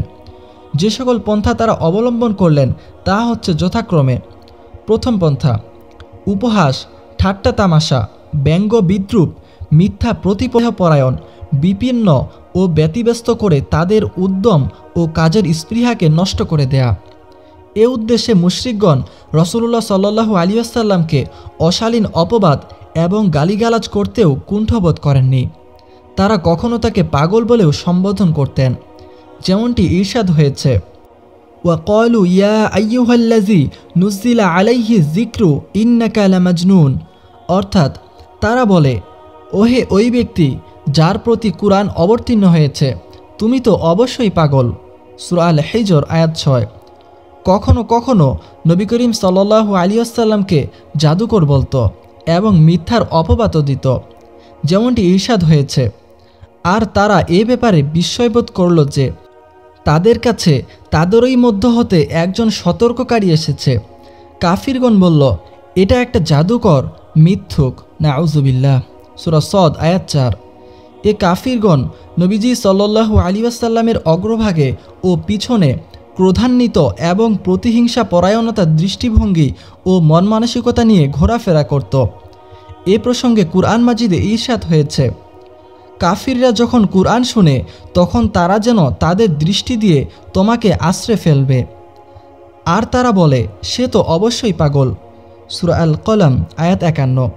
অধিকন্ত নবী করিম সাল্লাল্লাহু আলাইহি ওয়াসাল্লাম যখন কোথাও গমন করতেন এবং তার দুর্বল ও মাজলুম সাহাবীগণ রাদিয়াল্লাহু তাআলা আনহুম আজমাইন তার নিকট উপস্থিত থাকতেন, তখন এদের লক্ষ্য করে মুশরিকগণ উপহাস করে বলতো, এরা কি সেই লোক আমাদের মধ্যে যাদেরকে আল্লাহ অনুগ্রহ করেছেন? আল্লাহ কি তার কৃতজ্ঞ বান্দাদের সম্পর্কে অধিক অবগত নন? সূরা আল আনআম আয়াত 53। সাধারণত মুশরিকগণের অবস্থা তাই ছিল যার চিত্র এই আয়াতে তুলে ধরা হয়েছে, অর্থাৎ পাপাচারী লোকেরা দুনিয়ায় মুমিনদেরকে ঠাট্টা বিদ্রূপ করত, আর তারা যখন তাদের পাশ দিয়ে অতিক্রম করত তখন পরস্পর চোখ টিপে ইশারা করত, আর তারা যখন তাদের আপনজনের কাছে ফিরে আসত তখন মুমিনদেরকে ঠাট্টা করে আসার কারণে ফিরত উৎফুল্ল হয়ে, আর তারা যখন মুমিনদেরকে দেখত তখন বলতো, এরা তো একেবারে গুমরাহ, তাদেরকে তো মুমিনদের হিফাজতকারী হিসেবে পাঠানো হয়নি। সূরা আল মুতাফফিফিন আয়াত 29 থেকে 33। মুশরিকরা উপহাস, ঠাট্টা বিদ্রূপ, হাসাহাসি ও বিভিন্নভাবে আঘাতের মাত্রা এত বাড়িয়ে দিল যে তা নবীজি সাল্লাল্লাহু আলাইহি ওয়াসাল্লামকে মর্মাহত করে তুলল। এ ব্যাপারে আল্লাহ তাআলা ইরশাদ করেন, আমি জানি তারা যেসব কথাবার্তা বলে তাতে তোমার মন সংকুচিত হয়। সূরা আল হিজর আয়াত 97। অতঃপর আল্লাহ তাআলা তার অন্তরকে দৃঢ় করলেন এবং এমন বিষয় নির্দেশ প্রদান করলেন যাতে করে তার অন্তর থেকে ব্যথা বেদনা দূরীভূত হয়। এ মর্মে আল্লাহ তাআলা ইরশাদ করেন, কাজেই প্রশংসা সহকারে তুমি তোমার প্রতিপালকের পবিত্রতা ঘোষণা করো আর সাজদাকারীদের দলভুক্ত হও, আর তোমার রবের ইবাদত করতে থাকো সুনিশ্চিত ক্ষণের অর্থাৎ মৃত্যুর আগমন পর্যন্ত। সূরা আল হিজর আয়াত 98 থেকে 99। অধিকন্ত আল্লাহ তাআলা ইতিপূর্বেই তার প্রিয় হাবিবকে জানিয়ে দিয়েছেন যে এসব ঠাট্টা বিদ্রূপকারীদের জন্য আল্লাহই যথেষ্ট। সুবহানাল্লাহ। আল্লাহ তাআলা বলেন, সেই ঠাট্টা বিদ্রূপকারীদের বিরুদ্ধে তোমার জন্য আমি যথেষ্ট, যারা আল্লাহর সঙ্গে অন্য কেউ ইলাহ বানিয়ে নিয়েছে। কাজেই শিরকের পরিণতি কি শীঘ্রই তারা জানতে পারবে। সূরা আল হিজর আয়াত 95 থেকে 96। আল্লাহ তাআলা আরও জানিয়ে দিলেন যে এ অবস্থার শীঘ্রই উন্নতি হবে এবং এ ঠাট্টা বিদ্রূপ তাদের ক্ষতির কারণ হবে। আল্লাহ তাআলা বলেন, তোমার পূর্বেও রাসূলদেরকে ঠাট্টা বিদ্রূপ করা হয়েছে, অতঃপর যা নিয়ে তারা ঠাট্টা বিদ্রূপ করত তাই তাদেরকে পরিবেষ্টন করে ফেলল। সূরা আল আনআম আয়াত 10। দ্বিতীয় পন্থা, সংশয় সন্দেহের উস্কানি ও মিথ্যা দাওয়াতের মুখোশ উন্মোচন। নবীজি সাল্লাল্লাহু আলাইহি ওয়াসাল্লামের শিক্ষা দীক্ষার বিষয়াদি বিকৃত করে দেখানো, নবীজি সাল্লাল্লাহু আলাইহি ওয়াসাল্লামের শিক্ষা দীক্ষা সম্পর্কে জনমনে সন্দেহ ও সংশয় সৃষ্টি করা এবং মিথ্যা ও অপপ্রচার করা, নবীজি সাল্লাল্লাহু আলাইহি ওয়াসাল্লামের শিক্ষা দীক্ষা, ব্যক্তিত্ব ইত্যাদি সব কিছুকে অর্থহীন ও আজেবাজে প্রশ্নের সম্মুখীন করা, এ সবগুলো অনবরত এত অধিক পরিমাণে করা যাতে জনসাধারণ তার দিন প্রচারের দিকে ধীর স্থিরভাবে মনোযোগ দেয়া কিংবা চিন্তাভাবনা করার সুযোগ না পায়। মুশরিকগণ যেমন কুরআন সম্পর্কে বলেছে, এসব অলীক স্বপ্ন, রাত্রে তৈরি করে আর দিনে সে তেলাওয়াত করে, সে মিথ্যা উদ্ভাবন করেছে, অর্থাৎ সে নিজের পক্ষ থেকে বানিয়েছে, এবং তারা এও বলে যে এক মানুষ তাকে শিখিয়ে দেয়। সূরা নাহল আয়াত 103। তারা বলে, কাফিররা বলে, এটা মিথ্যে ছাড়া আর কিছুই নয়, সে তা অর্থাৎ কুরআন উদ্ভাবন করেছে এবং বিভিন্ন জাতির লোক এ ব্যাপারে তাকে সাহায্য করেছে। সূরা আল ফুরকান আয়াত 4। তারা বলে, এগুলো পূর্বযুগের কাহিনী যা সে অর্থাৎ মুহাম্মদ সাল্লাল্লাহু আলাইহি ওয়াসাল্লাম লিখিয়ে নিয়েছে আর এগুলোই তার কাছে সকাল সন্ধ্যা শোনানো হয়। সূরা আল ফুরকান আয়াত ৫। কখনো তারা বলতো যে কাহিনদের উপর যেমন জিন ও শয়তান নাজিল হয় তেমনি তার উপরও একজন জিন ও শয়তান নাজিল হয়। নাউজুবিল্লাহ। এ কথার প্রতিবাদে আল্লাহ তাআলা বলেন, তোমাদেরকে কি জানাবো কার নিকট শয়তানরা অবতীর্ণ হয়? তারা তো অবতীর্ণ হয় প্রত্যেকটি ঘোর মিথ্যাবাদী ও পাপীর নিকট। সূরা আশ-শুআরা আয়াত ১২১ থেকে ১২২। ওটা তো মিথ্যাবাদী পাপিষ্টের উপর নাজিল হয়। তোমরা আমার মধ্যে কোনো মিথ্যাচার ও ফাসেকি পাও না, সুতরাং কুরআনকে কিভাবে তোমরা শয়তানের পক্ষ থেকে নাজিলকৃত বলো? কখনো তারা নবী সাল্লাল্লাহু আলাইহি ওয়াসাল্লাম সম্পর্কে বলতো, তাকে এক প্রকার পাগলামিতে পেয়েছে, সে কিছু খেয়াল করে সে অনুযায়ী প্রজ্ঞাপূর্ণ শব্দ তৈরি করে যেমন কবিরা করে থাকে। তাদের কথার উত্তরে আল্লাহ তাআলা ইরশাদ করেন, তুমি কি দেখো না তারা বিভ্রান্ত হয়ে কল্পনার জগতে প্রত্যেক উপত্যকায় ঘুরে বেড়ায়, আর তারা বলে যা তারা করে না। আয়াতে কথিত গুণ ৩টি কবিদের মধ্যে পাওয়া যায়, কিন্তু নবী সাল্লাল্লাহু আলাইহি ওয়াসাল্লামের মধ্যে এগুলো অনুপস্থিত। অধিকন্ত তার অনুসারীগণ হলেন হিদায়াতপ্রাপ্ত, আল্লাহ ভীরু, সৎকর্মশীল। তাদের চরিত্রে, কাজে কর্মে, সব ক্ষেত্রে তাদেরকে কোনো প্রকার বিভ্রান্ত স্পর্শ করেনি। নবী সাল্লাল্লাহু আলাইহি ওয়াসাল্লাম কবিদের মতো উদ্ভ্রান্ত হয়ে ঘুরে বেড়ান না, বরং তিনি এক অদ্বিতীয় প্রতিপালক, এক দিন, এক পথের দিকে আহ্বান করেন। তিনি যা বলেন তা পালন করেন, যা বলেন না তা করেন না। তবে তিনি কিভাবে কবিদের অন্তর্ভুক্ত হতে পারেন, আর কবিদের সঙ্গে তার তুলনাই বা কিভাবে দেয়া যায়? মুশরিকদের পক্ষ থেকে ইসলাম, কুরআন ও নবী সাল্লাল্লাহু আলাইহি ওয়াসাল্লামের উপর আরোপিত প্রত্যেক সন্দেহের ক্ষেত্রে এভাবে সন্তোষজনক উত্তর দান করা হয়। সুবহানাল্লাহ। মুশরিকরা সবচেয়ে বেশি সন্দেহে ছিল প্রথম তাওহীদ বিষয়ে, দ্বিতীয়ত মুহাম্মদ সাল্লাল্লাহু আলাইহি ওয়াসাল্লামের নবুয়ত রিসালাতে, তৃতীয়ত মৃতদের পুনরুজ্জীবিত হওয়া ও কিয়ামত দিবসে হাসরের ময়দানে একত্রিত হওয়া নিয়ে। কুরআন তাওহীদ বিষয়ে তাদের সকল প্রকার সন্দেহের যথোপযুক্ত জবাব তো দিয়েছেই, বরং অনেক ক্ষেত্রে বেশি ও বিস্তারিত আকারে আলোচনা করেছে, যাতে কোনো সন্দেহের অবকাশ না থাকে। শুধু তাই নয়, তাদের বাতিত্বপক্ষ সমর্থনের প্রতি প্রবল আকর্ষণ এবং পূর্বপুরুষগণের ধর্মীয় অনুভূতি ও বিশ্বাসের ঐতিহ্যগত প্রভাব জগদ্দল প্রস্তরের মতো তার মন মস্তিষ্কে এতই প্রভাবিত করে রেখেছিল যে ইসলামের প্রাথমিক অনুভূতির কার্যকারিতা তেমন একটা ছিল না বললেই চলে। কাজেই বাপদাদার আমল থেকে চলে আসা সংস্কারকে জিইয়ে রাখার ব্যাপারেই তার আগ্রহ ছিল ঐকান্তিক। তিনি ছিলেন অত্যন্ত কঠোর প্রকৃতির লোক। তার স্বভাবগত কঠোরতার কারণেই তিনি ছিলেন রাসূলুল্লাহ সাল্লাল্লাহু আলাইহি ওয়াসাল্লাম এবং মুসলিমদের অন্যতম বিপজ্জনক শত্রু। তিনি এতই বিপজ্জনক ছিলেন যে রাসূলুল্লাহ সাল্লাল্লাহু আলাইহি ওয়াসাল্লামকে হত্যা করার উদ্দেশ্যে একদিন তিনি উলঙ্গ তরবারি হাতে বহির্গত হন। রুদ্র মেজাজে তার পথ চলার এক পর্যায়ে আকস্মিকভাবে নঈম বিন আবদুল্লাহ নাহাম আদফি কিংবা বনু জুহরা কিংবা বনু মাখজুমের কোনো এক ব্যক্তির সঙ্গে তার সাক্ষাৎ হয়।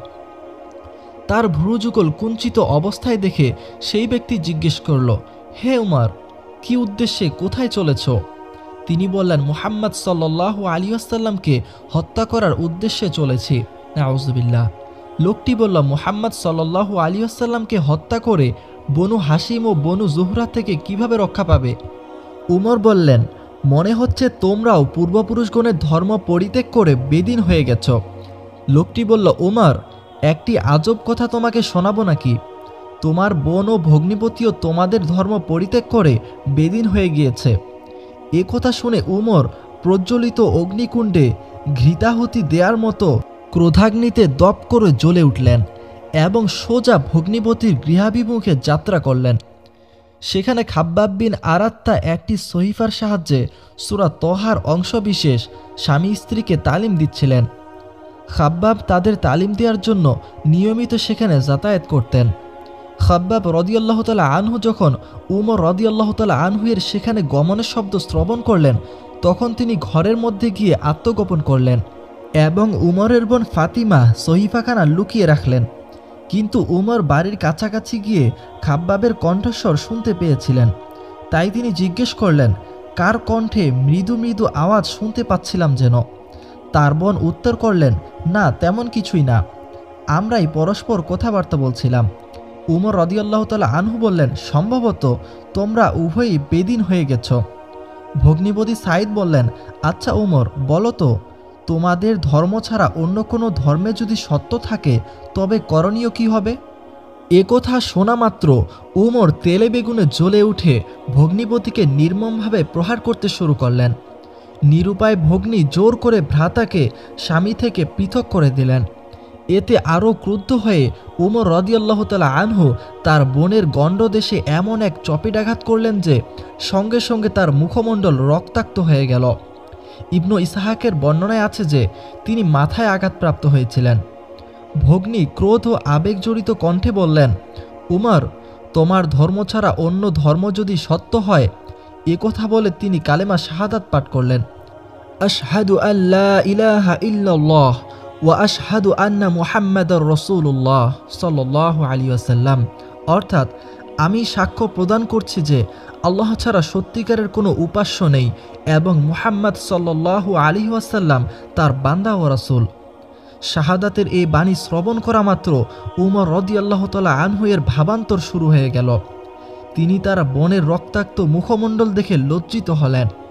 তারপর তিনি বোনকে সম্বোধন করে দয়াদ্র কণ্ঠে বললেন, তোমাদের নিকট যে বইখানা আছে তা আমাকে একবার পড়তে দাও। বোন বললেন, তুমি অপবিত্র রয়েছ। অপবিত্র লোকের এটা স্পর্শ করা চলে না, শুধুমাত্র পবিত্র লোকেরাই এই বই স্পর্শ করতে পারবে। তুমি গোসল করে এসো, তবেই বই স্পর্শ করতে পারবে। উমর রাদিয়াল্লাহু তাআলা আনহু গোসল করে পাক সাফ হলেন। তারপর সহিফাখানা হাতে নিলেন এবং বিসমিল্লাহির রহমানির রহিম পড়লেন। বলতে লাগলেন, এ তো বড়ই পবিত্র নাম। তারপর সূরা তহা হাতে পাঠ করলেন, যার অর্থ, তহা, তোমাকে ক্লেশ দেওয়ার জন্য আমি তোমার প্রতি কুরআন নাজিল করিনি, বরং তা নাজিল করেছি কেবল সতর্কবাণী হিসেবে, যে ভয় করে আল্লাহকে, যিনি পৃথিবী ও সুউচ্চ আকাশ সৃষ্টি করেছেন, তার নিকট হতে তা নাজিল হয়েছে। আরশে দয়াময় সুপ্রতিষ্ঠিত আছেন। যা আকাশে আছে, যা জমিনে আছে, যা এই দুয়ের মাঝে আছে, আর যা ভূগর্ভে আছে, সব তারই। যদি তুমি উচ্চকণ্ঠে কথা বলো তাহলে জেনে রেখো, তিনি গুপ্ত ও তদাপেক্ষাও গুপ্ত বিষয় জানেন। আল্লাহ, তিনি ব্যতীত সত্যিকারের কোনো ইলাহ নেই। সুন্দর নামসমূহ তারই। মুসার কাহিনী তোমার কাছে পৌঁছেছে কি? যখন সে আগুন দেখল মাদিয়ান থেকে মিশর যাওয়ার পথে, তখন সে তার পরিবারবর্গকে বলল, তোমরা এখানে অবস্থান করো, আমি আগুন দেখছি, সম্ভবত আমি তা থেকে তোমাদের জন্য কিছু জ্বলন্ত আগুন আনতে পারবো, কিংবা আগুনের নিকট পথের সন্ধান পাব। তারপর যখন সে আগুনের কাছে আসলো, তাকে ডাক দেয়া হলো, হে মুসা, বাস্তবিকই আমি তোমার প্রতিপালক, কাজেই তোমার জুতো খুলে ফেলো, তুমি পবিত্র তুয়া উপত্যকায় আছো, আমি তোমাকে বেছে নিয়েছি, কাজেই তুমি মনোযোগ দিয়ে শোনো যা তোমার প্রতি ওহী করা হচ্ছে। প্রকৃতই আমি আল্লাহ, আমি ছাড়া সত্যিকারের কোনো ইলাহ নেই, কাজেই আমার ইবাদত করো আর আমাকে স্মরণ করার উদ্দেশ্যে সালাত কায়েম করো। সূরা তহা, সূরা নম্বর 20, আয়াত নম্বর 1 থেকে 14। হযরত উমর রাদিয়াল্লাহু তাআলা আনহু বললেন, এটা তো বড়ই উত্তম এবং বড়ই সম্মানিত কথা। আমাকে মুহাম্মদ সাল্লাল্লাহু আলাইহি ওয়াসাল্লামের সন্ধান বলো। উমরের একথা শুনে খাব্বাব রাদিয়াল্লাহু তাআলা আনহু তার গোপনীয় অবস্থান থেকে বেরিয়ে এসে বললেন, উমর, সন্তুষ্ট হয়ে যাও। আমার আশা যে রাসূলুল্লাহ সাল্লাল্লাহু আলাইহি ওয়াসাল্লাম বিগত বৃহস্পতিবার রাত্রে তোমার সম্পর্কে যে প্রার্থনা করেছিলেন, হে আল্লাহ, উমর বিন খাত্তাব অথবা আবু জেহেল বিন হিশাম এর দ্বারা ইসলামকে শক্তিশালী করে দিন, তা কবুল হয়েছে। এ সময় রাসূলুল্লাহ সাল্লাল্লাহু আলাইহি ওয়াসাল্লাম সাফা পর্বতের নিকটস্থ গৃহে অবস্থান করছিলেন। খাব্বাব রাদিয়াল্লাহু তাআলা আনহু এর মুখ থেকে এ কথা শ্রবণের পর উমর রাদিয়াল্লাহু তাআলা আনহু তার তরবারিখানা কোষে প্রবেশ করিয়ে নিয়ে সেই বাড়ির বহিরাঙ্গনে উপস্থিত হয়ে দরজায় করাঘাত করলেন। দরজার ফাঁক দিয়ে এক ব্যক্তি উকি দিয়ে দেখতে পেলেন যে কোষবদ্ধ তলোয়ার সহ উমর দণ্ডায়মান রয়েছেন। ঝটপট রাসূলুল্লাহ সাল্লাল্লাহু আলাইহি ওয়াসাল্লামকে তা অবগত করানো হলো। উপস্থিত লোকজন যারা সেখানে উপস্থিত ছিলেন সকলেই সঙ্গে সঙ্গে কাছাকাছি অবস্থায় সংঘবদ্ধ হয়ে গেলেন। সকলের মধ্যে এই সন্ত্রস্ত ভাব লক্ষ্য করে হামজা রাদিয়াল্লাহু তাআলা আনহু জিজ্ঞেস করলেন, কি ব্যাপার, কি এমন হয়েছে? লোকজনেরা উত্তর দিলেন, উমর বহিরাঙ্গনে দাঁড়িয়ে রয়েছেন। হামজা বললেন, ঠিক আছে, উমর এসেছে, দরজা খুলে দাও। যদি সে সদিচ্ছা নিয়ে আগমন করে থাকে তাহলে আমাদের তরফ থেকেও ইনশাআল্লাহ সদিচ্ছার কোনোই অভাব হবে না। আর যদি সে কোনো খারাপ উদ্দেশ্য নিয়ে আগমন করে থাকে তাহলে আমরা তাকে তার তলোয়ার দ্বারাই খতম করব। এদিকে রাসূলুল্লাহ সাল্লাল্লাহু আলাইহি ওয়াসাল্লাম গৃহাভ্যন্তরে অবস্থান করছিলেন এবং তার উপর ওহী নাজিল হচ্ছিল। ওহী নাজিল সমাপ্ত হলে তিনি উমরের নিকট আগমন করলেন বৈঠক ঘরে।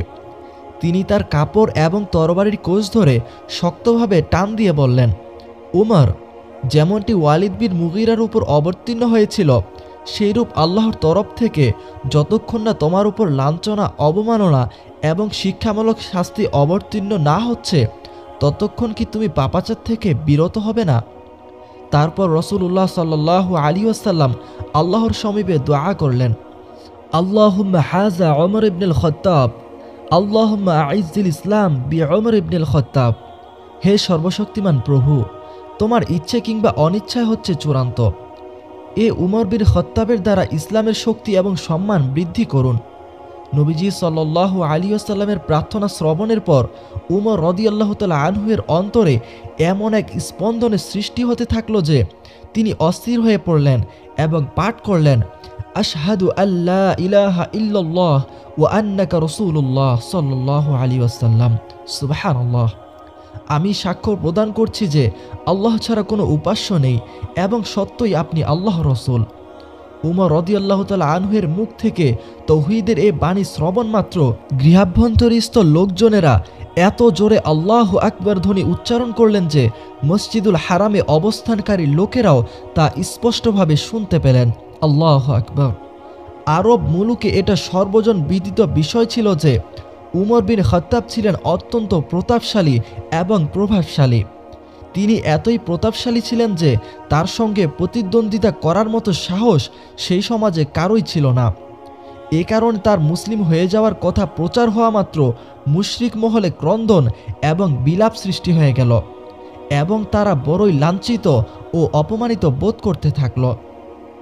পক্ষান্তরে তার ইসলাম গ্রহণ করার ফলে মুসলিমদের শক্তি, সাহস ও মান মর্যাদা উল্লেখযোগ্য মাত্রায় বৃদ্ধি পেয়ে গেল এবং তাদের মধ্যে আনন্দের জোয়ার প্রবাহিত হতে থাকল। সুবহানাল্লাহ।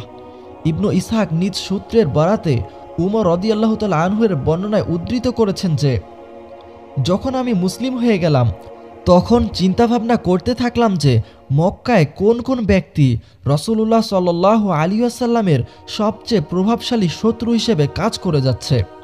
তারপর মনে মনে বললাম, এ আবু জাহলই হচ্ছে তার সবচেয়ে বড় শত্রু। তৎক্ষণাৎ তার গৃহে গমন করে দরজায় করাঘাত করলাম। সে বের হয়ে এসে খুশ আমদেদ বলে আমাকে অত্যন্ত আন্তরিকতার সঙ্গে স্বাগত জানালো এবং বলল, কিভাবে এ অভাগার কথাটা আজ মনে পড়ে গেল?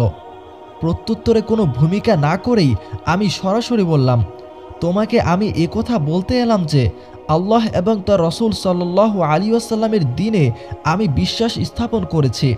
যা কিছু আল্লাহর তরফ থেকে তার উপর অবতীর্ণ হয়েছে তার উপরও বিশ্বাস স্থাপন করেছি। আমার কথা শ্রবণ করা মাত্র সে সশব্দে দরজা বন্ধ করে দিয়ে বলল, আল্লাহ তোমার মন্দ করুন এবং যা কিছু আমার নিকট নিয়ে এসেছ সেসবেরও মন্দ করুন। নাউজুবিল্লাহ। ইমাম ইবনু জাওজি উমর রাদিয়াল্লাহু তাআলা আনহুর বর্ণনা উদ্ধৃত করে বলেছেন যে, যখনই কোনো ব্যক্তি মুসলিম হয়ে যেত তখনই লোক তার পিছু ধাওয়া করত এবং তাকে মারধর করত, সেও তাদের পাল্টা মারধর করত। এই জন্য যখন আমি মুসলিম হয়ে গেলাম তখন আমার মামা আসি বিন হাসিমের নিকটে গেলাম এবং তাকে আমার মুসলিম হয়ে যাওয়ার খবর জানালাম। আমার কথা শোনা মাত্রই সে গৃহাভ্যন্তরে প্রবেশ করল। তারপর কুরাইশের একজন বড় প্রধানের বাড়িতে গেলাম, সম্ভবত আবু জাহেলের প্রতি ইঙ্গিত করা হয়েছে, এবং তাকেও বিষয়টি সম্পর্কে অবগত করলাম, কিন্তু সেও গিয়ে বাড়ির মধ্যে প্রবেশ করল। ইবনু ইসাক বর্ণনা করেছেন যে ইবনু উমর বলেন, যখন উমর রাদিয়াল্লাহু তাআলা আনহু মুসলিম হলেন তখন তিনি বললেন, কে এমন আছে যে কোনো কথাকে খুব প্রচার কিংবা ঢোল শহরত করতে পারে? লোকেরা বলল, জামিল বিন মামার জুমাহি। একথা শোনার পর তিনি জামিল বিন মামার জুমাহির নিকট গেলেন।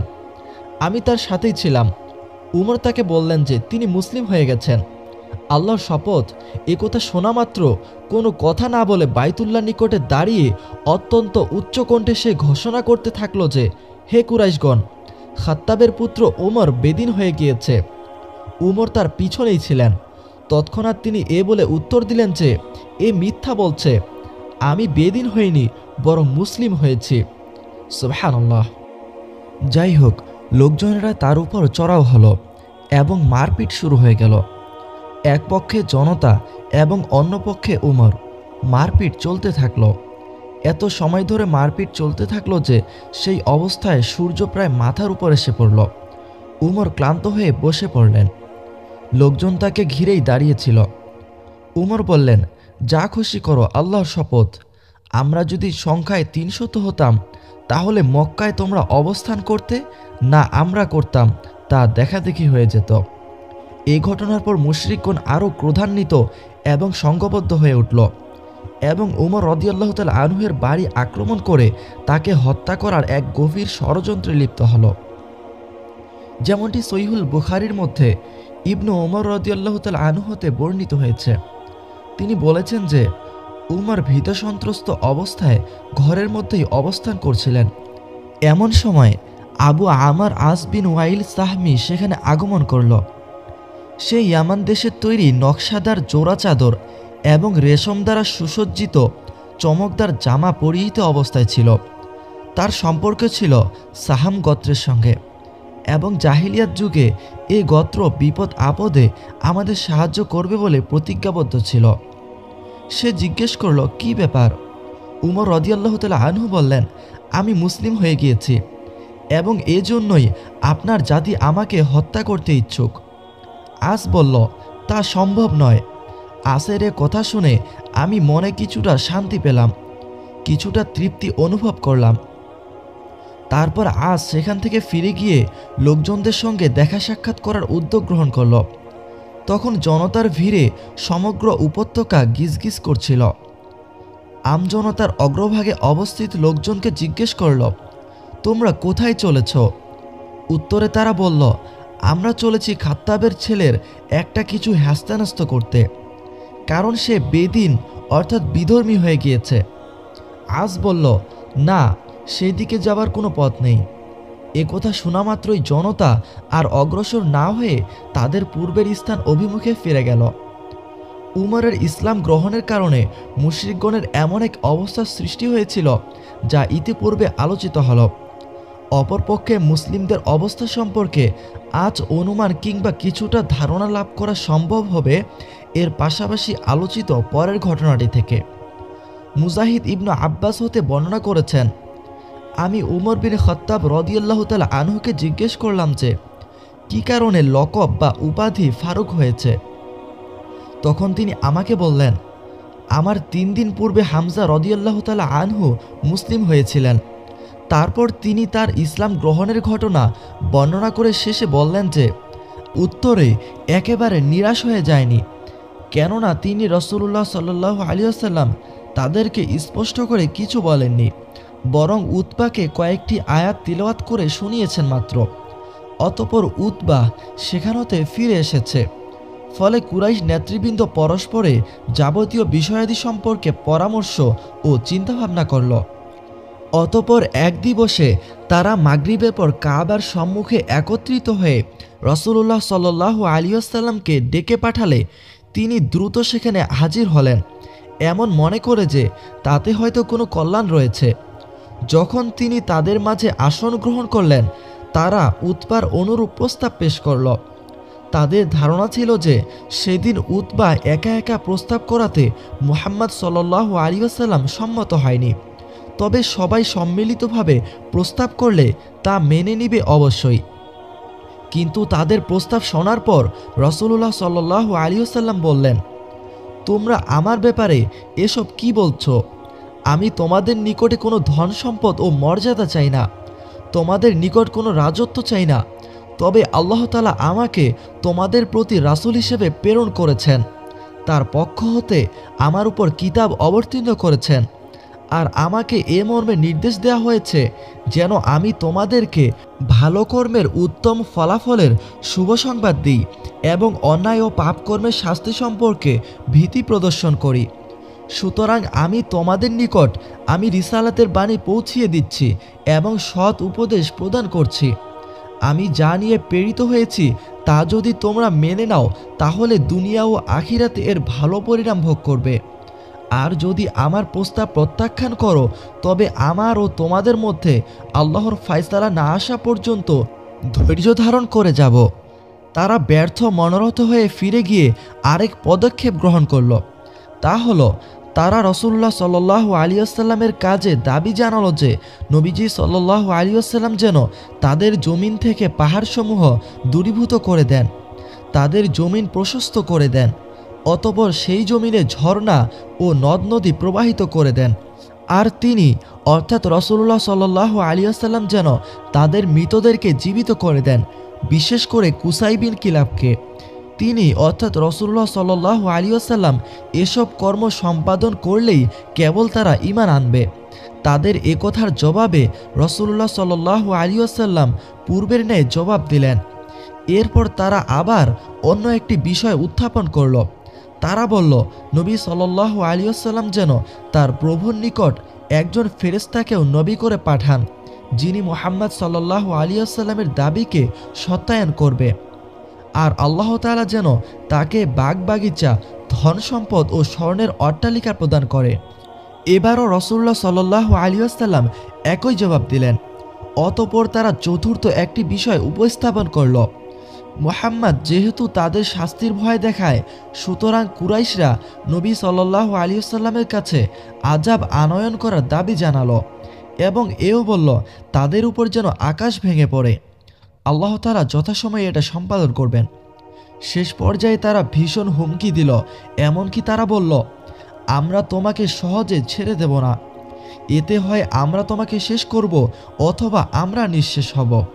তাদের এ ধরনের ধমকি শোনার পর রাসূলুল্লাহ সাল্লাল্লাহু আলাইহি ওয়াসাল্লাম অত্যন্ত চিত্তান্বিত হয়ে স্বীয় পরিবারবর্গের নিকটে ফিরে গেলেন। রাসূলুল্লাহ সাল্লাল্লাহু আলাইহি ওয়াসাল্লামকে হত্যার ব্যাপারে আবু জেহেলের অঙ্গীকার। রাসূলুল্লাহ সাল্লাল্লাহু আলাইহি ওয়াসাল্লাম যখন কুরাইশ নেতৃবৃন্দের নিকট হতে ফিরে আসলেন, তখন আবু জেহেল কুরাইশ নেতৃবৃন্দের মধ্যে ঘোষণা দিয়ে বলল, কুরাইশ ভ্রাতৃবৃন্দ, আপনারা সম্মুখরূপে অবগত আছেন যে মুহাম্মদ সাল্লাল্লাহু আলাইহি ওয়াসাল্লাম আমাদের ধর্মে কলঙ্ক রটাচ্ছে, আমাদের পূর্বপুরুষের নিন্দা করছে, আমাদের জ্ঞান বুদ্ধিকে খাটো বলে রটনা করছে এবং দেবদেবীগণের অবমাননা করছে।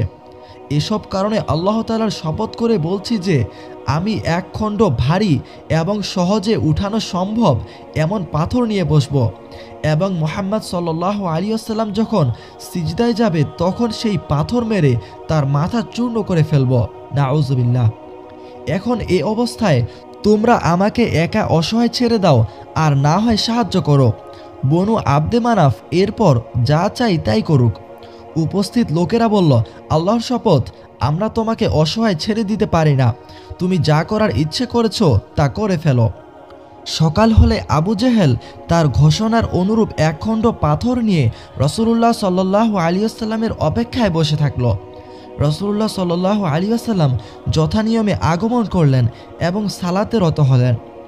কুরাইশগণ সেখানে উপস্থিত হয়ে আবু জেহেলের কথিত কাণ্ড দেখার জন্য অপেক্ষামান রইল।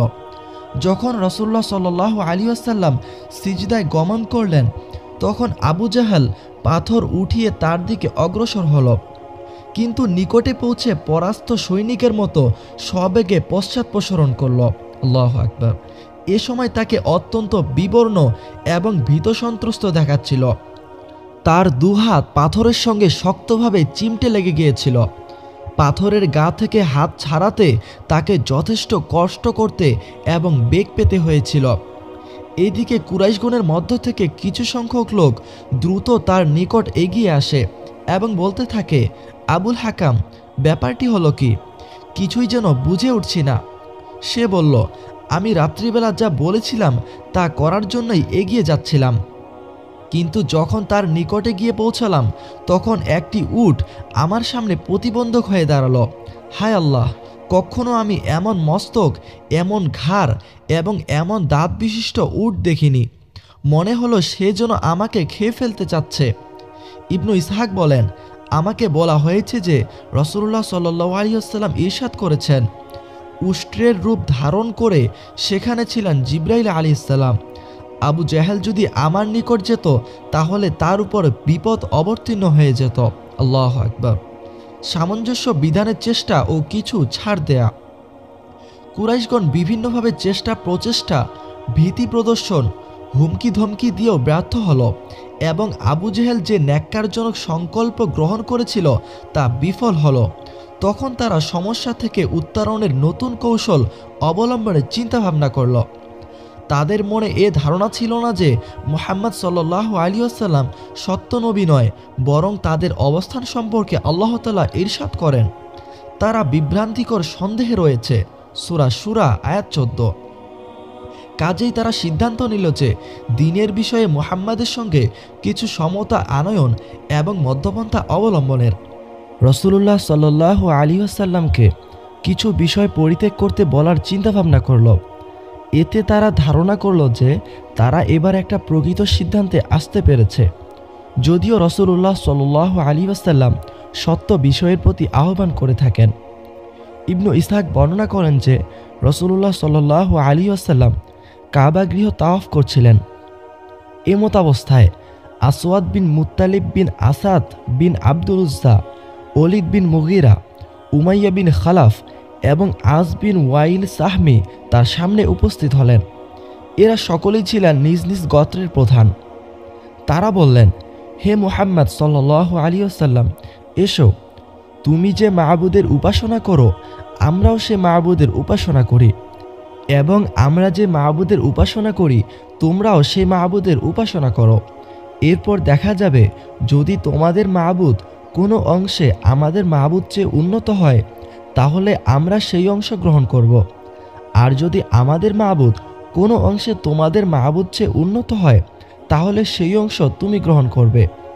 এ প্রেক্ষিতে আল্লাহ তাআলা সূরা কুল ইয়া আইয়ুহাল কাফিরুন সম্পূর্ণ অবতীর্ণ করেন, যার মধ্যে জলদগম্ভীর সুরে ঘোষণা করা হয়েছে যে বিসমিল্লাহির রহমানির রহিম, কুল ইয়া আইয়ুহাল কাফিরুন লা আ'বুদু মা তা'বুদুন, অর্থাৎ বলো, হে কাফিরেরা, তোমরা যার ইবাদত করো আমি তার ইবাদত করি না।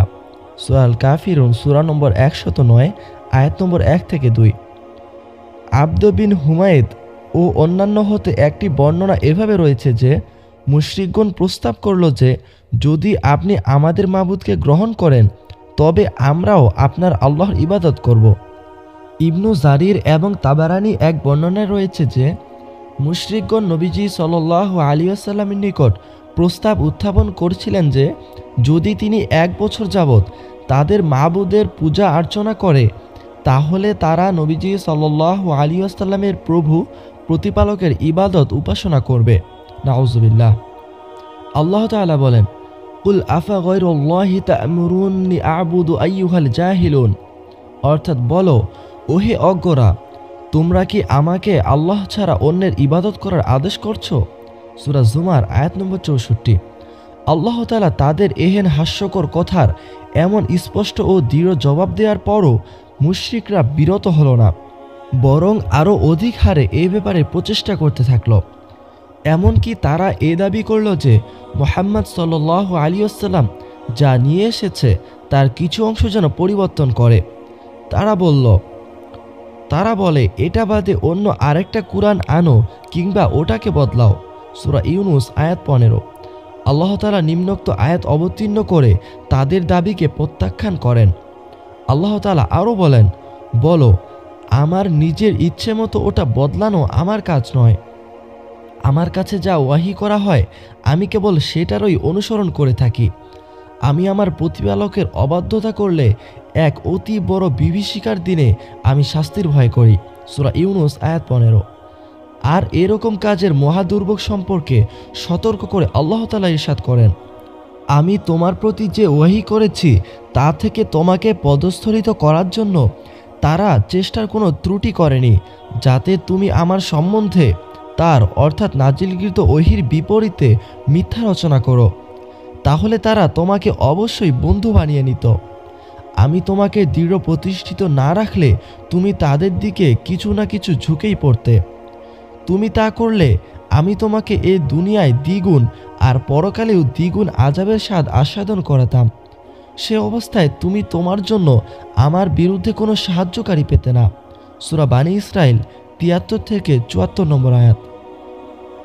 কুরাইশদের হতভম্বতা, প্রান্তকর প্রচেষ্টা এবং ইহুদিদের সঙ্গে মিলে যাওয়া। কুরাইশদের সর্বপ্রকার উদ্যোগ যখন ব্যর্থ হলো, তখন কুরাইশদের কাছে অন্ধকার নেমে আসলো। হতভম্ব হয়ে গেল তারা।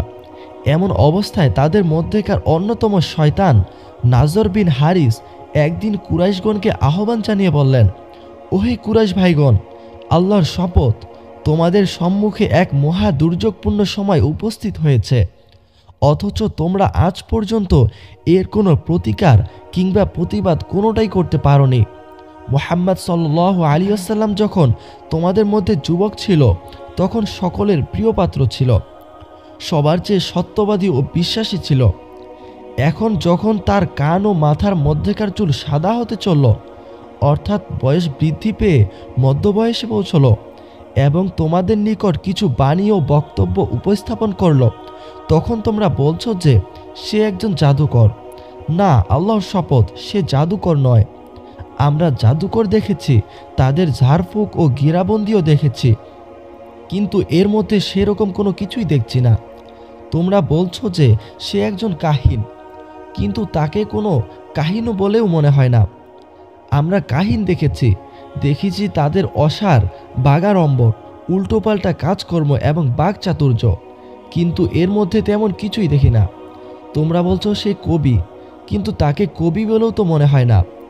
আমরা কবি দেখেছি এবং কাব্যধারা, হাজজ, রাজস ইত্যাদিও শুনেছি, কিন্তু মুহাম্মদ সাল্লাল্লাহু আলাইহি ওয়াসাল্লামের কাছে যা শুনেছি কোনোদিন কারো কাছেই তা শুনিনি। তার কাছে যা শুনেছি তা তো অদ্ভুত জিনিস। তোমরা তাকে বলছো পাগল, কিন্তু তাকে পাগল বলার কোনো হেতুই তো আমি খুঁজে পাচ্ছি না। আমরা তো অনেক পাগলের পাগলামি দেখেছি তাদের উল্টোপাল্টা কাজকর্ম, শুনেছি তাদের অসংলগ্ন ও অশ্লীল কথাবার্তা এবং আরও কত কিছু, কিন্তু এর মধ্যে তেমন কোনো ঘটনাই কোনোদিন দেখিনি। ওহে কুরাইশগণ, আল্লাহর শপথ, তোমরা খুব কঠিন অবস্থার মধ্যে নিপতিত হয়েছ। খুব ভালোভাবে চিন্তাভাবনা করে পরিত্রাণের পথ খোঁজ করো। কুরাইশগণ রাসূলুল্লাহ সাল্লাল্লাহু আলাইহি ওয়াসাল্লামের সত্যবাদিতা, ক্ষমাশীলতা, উন্নত চারিত্রিক বৈশিষ্ট্যের পাশাপাশি যাবতীয় কঠিন চ্যালেঞ্জের মুখে টিকে থাকা, সকল প্রকার প্রলোভনকে প্রত্যাখ্যান, প্রত্যেক বালা মুসিবতে ইস্পাত কঠিন দৃঢ়তা ও অনমনীয় প্রত্যক্ষ করল, তখন মুহাম্মদ সাল্লাল্লাহু আলাইহি ওয়াসাল্লামের সত্যিকার নবী হওয়ার সাপেক্ষে তাদের সন্দেহ আরও ঘনীভূত হলো। ফলে তারা সিদ্ধান্ত গ্রহণ করল যে তারা রাসূলুল্লাহ সাল্লাল্লাহু আলাইহি ওয়াসাল্লামের সম্পর্কে ভালোভাবে যাচাই বাছাই করার নিমিত্তে ইহুদিদের সঙ্গে মিলিত হলো। নাজর বিন হারিসের পূর্বোক্ত নসিহত শ্রবণ করে তারা তাকে ইহুদিদের শহরে যাওয়ার জন্য অনুরোধ করল। সুতরাং সে ইহুদি পণ্ডিতদের নিকটে আসলো। তারা তাকে পরামর্শ প্রদান করল যে তোমরা তাকে 3টি প্রশ্ন করবে। প্রশ্নগুলোর ঠিক ঠিক উত্তর দিতে পারলে বোঝা যাবে সে সত্যিকার নবী, আর উত্তর দিতে না পারলে বোঝা যাবে এটা তার নিজস্ব দাবি। যে 3টি বিষয় প্রশ্ন করার জন্য পরামর্শ প্রদান করা হলো তা হচ্ছে: 1. তোমরা তার কাছে প্রথম যুগের সেই যুবকদের সম্পর্কে জানতে চাবে যে তাদের অবস্থা আপনি বর্ণনা করুন, কেননা তাদের বিষয়টা নিতান্তই আশ্চর্যজনক ও রহস্য ঘেরা। 2. তোমরা তাকে সেই ব্যক্তি সম্পর্কে জিজ্ঞেস করবে যে পৃথিবীর পূর্ব হতে পশ্চিম দিগন্ত পর্যন্ত ভ্রমণ করেছিল, তার খবর কি। 3. তোমরা তাকে রূহ বিষয়ে জিজ্ঞেস করবে যে রূহটা মূলত কি জিনিস। অতঃপর নাজর বিন হারিস মক্কায় ফিরে এসে বলল, আমি তোমাদের নিকট এমন বিষয় নিয়ে এসেছি যা আমাদের এবং মুহাম্মাদের মধ্যে ফায়সালা করে দেবে।